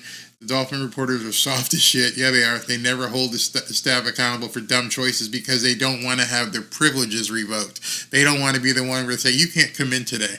You can't play with the cool kids. So they don't ask the questions. And they let, first down, pass over the middle. They let Mike McDaniel do his stand-up comedy routine, and everybody thinks it's cute. And I'm like, ask him the questions. Why did you leave your guys in? Do you realize Salvin Ahmed just took a stick right there? Who knows how he's doing, but why put him in that position? Just doesn't make any sense.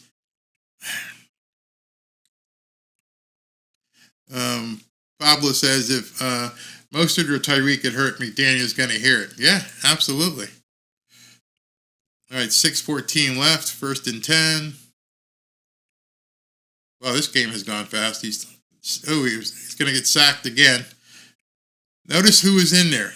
So you had Bradley Chubb, Agba, and Duke Riley, which means they're bringing more people.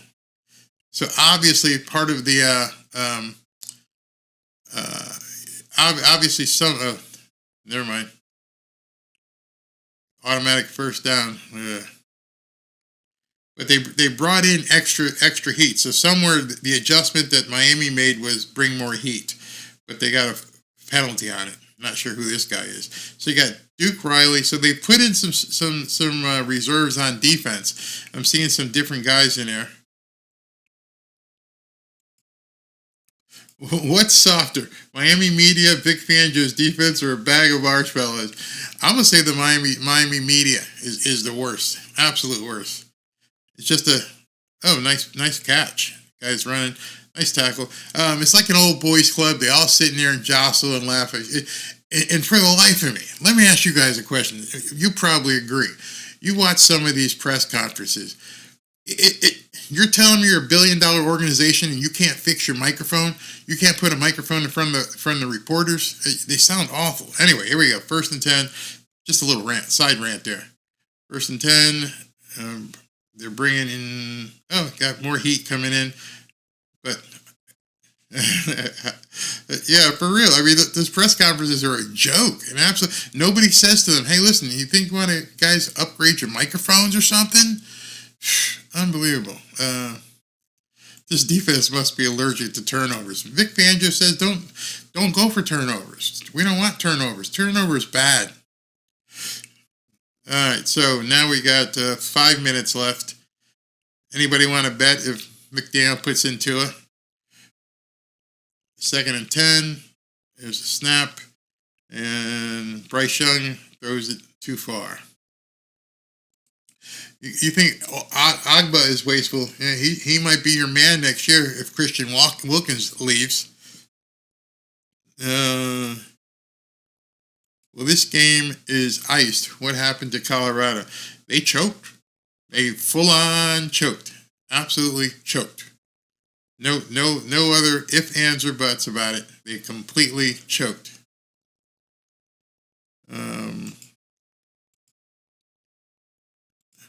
Other coaches won't speak towards this meaningless tactic of not subbing out. Nope. All right, so it's 3rd and 10. He's got time to throw it. And when he has time to throw it, that time, nope, he didn't. He underthrew it. So it's going to be 4th and 10. This is pretty much going to be Carolina's last hurrah. Let's see what they do here. Chuck, you can't see Skyler. Skyler cannot play. He is inactive. He's on the sideline, but he's inactive. The only way he can play is if both Tua and Mike White go down. So if they don't convert here on 4th and 10, hopefully we're going to see Mike White. Hopefully. Bryce Young back to pass. Takes way too much time. He's moving around back there trying to find someone to throw it to. And he's going to get sacked. And that's going to be nothing. So it's going to be 4th down. So let's see here. Yeah, so in order for Skylar Thompson, the new rule is you can carry three quarterbacks on the game if one of them is inactive. So by one of them being inactive, Tua and Mike White would both have to go down in order for you to see Skylar. So let's see. Is Mike White coming in now? And yep, Mike White's in. Thank you, Mike McDaniel. Starters have been pulled. He's going to mop up now. Let's do this. Let's just get it done. Hand off the ball. Is Brooks in too? Is that Brooks carrying the ball? Yep, Brooks got to carry. All right, so we're going to just mop up here. Get Brooks some time. Get Mike White some time. Philly has arguably the best offensive line. Yes, they have the best offensive line, and they have that tush push, which as an offensive lineman, I absolutely love it. What freaking took so long? I don't know why he waited so long to put in the second string, but they're in there now, and this should be Chris Brooks time all the way.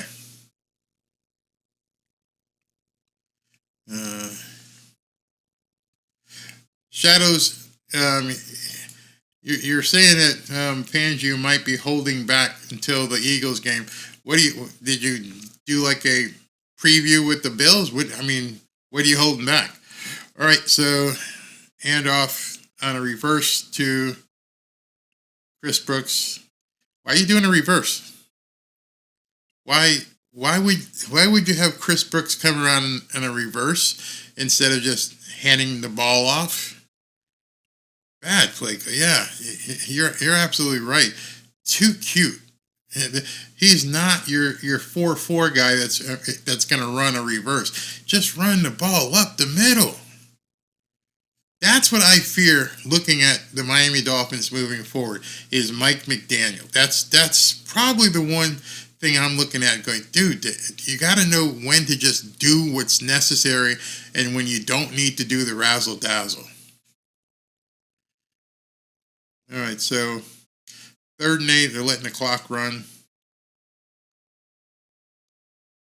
Let's see here. Or did Carolina call timeout? So it's 3rd and 8, 4:37 left. Mike White's probably going to throw here. And it's a pick 6.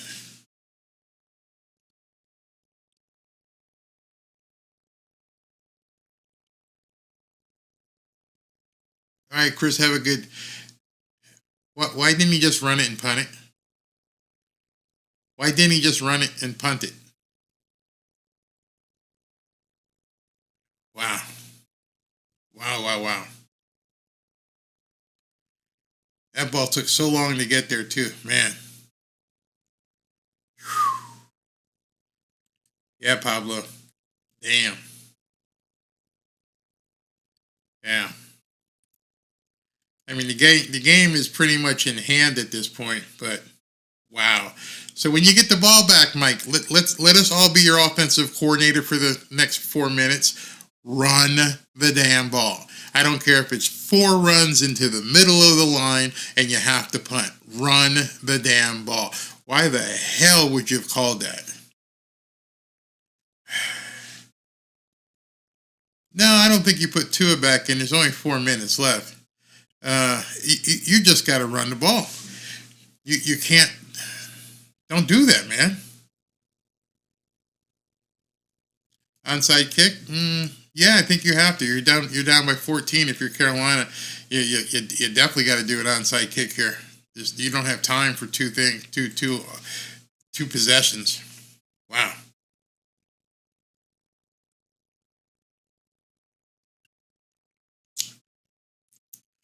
This doesn't look good. It's a win. I know that, you know what we're going to get. We're going to get the people to say, a win is a win is a win.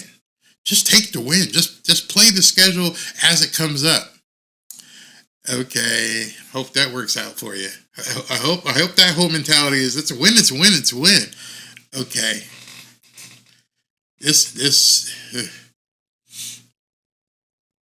Wow. And onside kick, Duke Riley with the cover. Nice, very nice.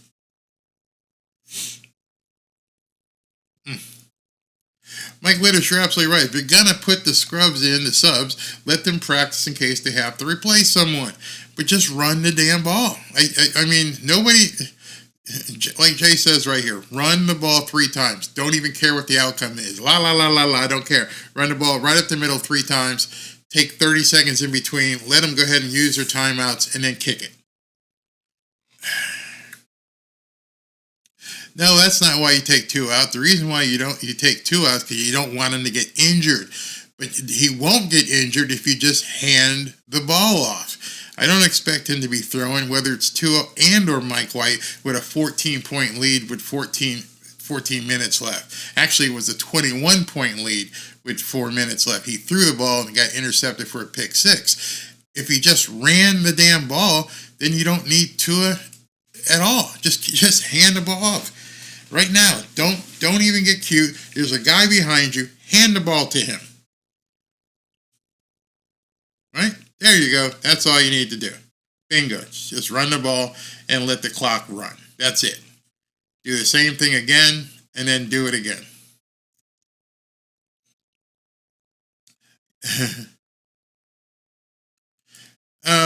No, Pablo, that's not why Mike Dan leaves the starters in so long, because he has little confidence on himself. He leaves the starters in so long because he doesn't want to run a conventional offense when you're up by 14 or 21 points. Just run the ball. That's his problem. He still wants to run his playbook and everything else instead of just saying, you know what, we're up by 21. At that point, it was 21. You're up by 21 points. The outcome's over. All you at this point, your opponent is no longer the Carolina Panthers. Your opponent is the clock. Use as much clock as you can. Don't even try any of your. See, he's got guys going in motion. Just hand the damn ball off. Look at, just do that. Look at Chris Brooks. Look at that. Look at that. He's still running. You see, they just made the point. Just do that. What a bruiser. What a bruiser for a run. Miami Dolphins. That's what I think his problem is. See you later, Kaka. That's what I think his problem is. I think his problem is he doesn't understand, for some reason, that forget your play calling. Your high school coach could call the rest of this game. Hand off to 35. Hand off to 35. You got guys going in motion. Why? Just hand off to 35. Boom. Just let him, just tell the big guys up front, I need you to get some yardage, need you to burn some time, and just run the ball. I don't care if they go 4th and X here, and then Sanders has to come in for a field goal. It doesn't matter. This is garbage time. You don't have to run plays. Literally, a JV coach could finish off running the plays for this game. Any single one of you in the comment section could run the rest of this clock. Look at this. Just run the ball. 2nd and goal. Hand it off. Bingo. I don't care if he only got 1 yard. Doesn't matter. Clock keeps running. Don't even break the huddle until there's 5 seconds left on the play. And now you got another guy hurt. That Chris Brooks too, isn't it? Oh, he's okay. He got probably hitting the nuts.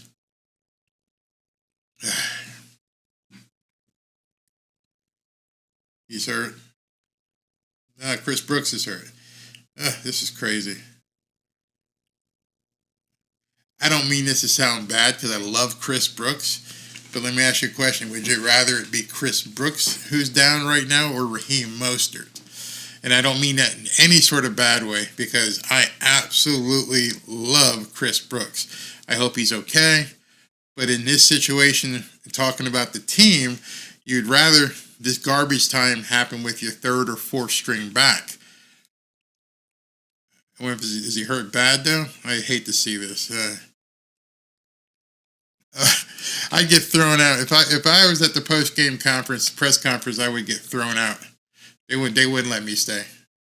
Probably after the first question. Oh no, not his right knee. I hope it's nothing serious. Hope it's not serious at all.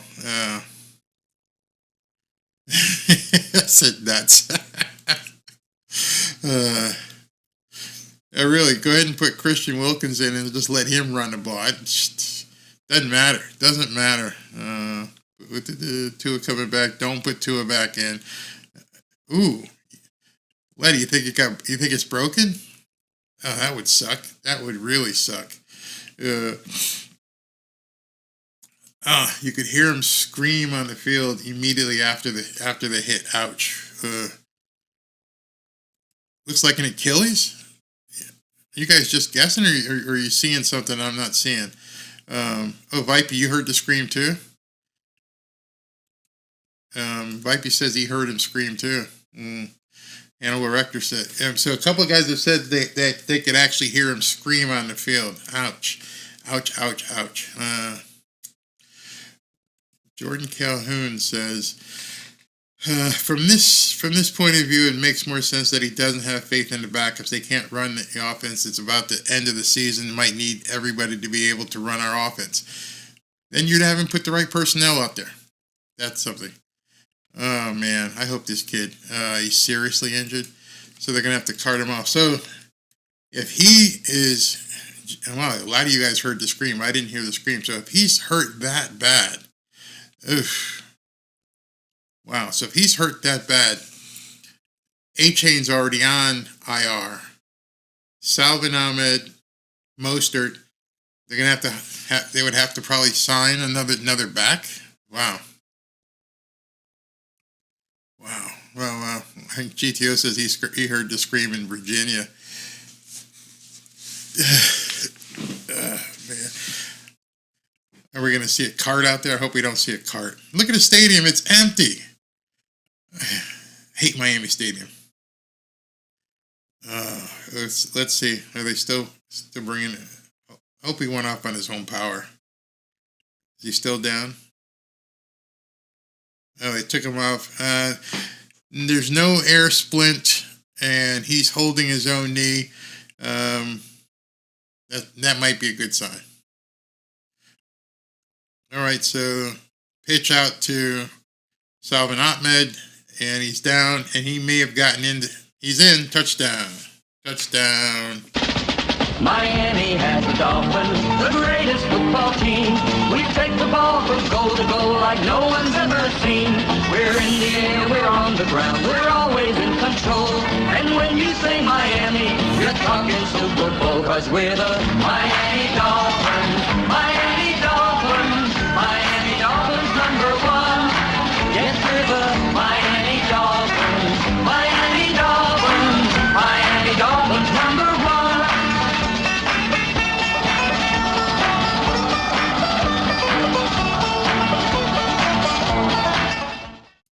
All right, way to finish strong for sure.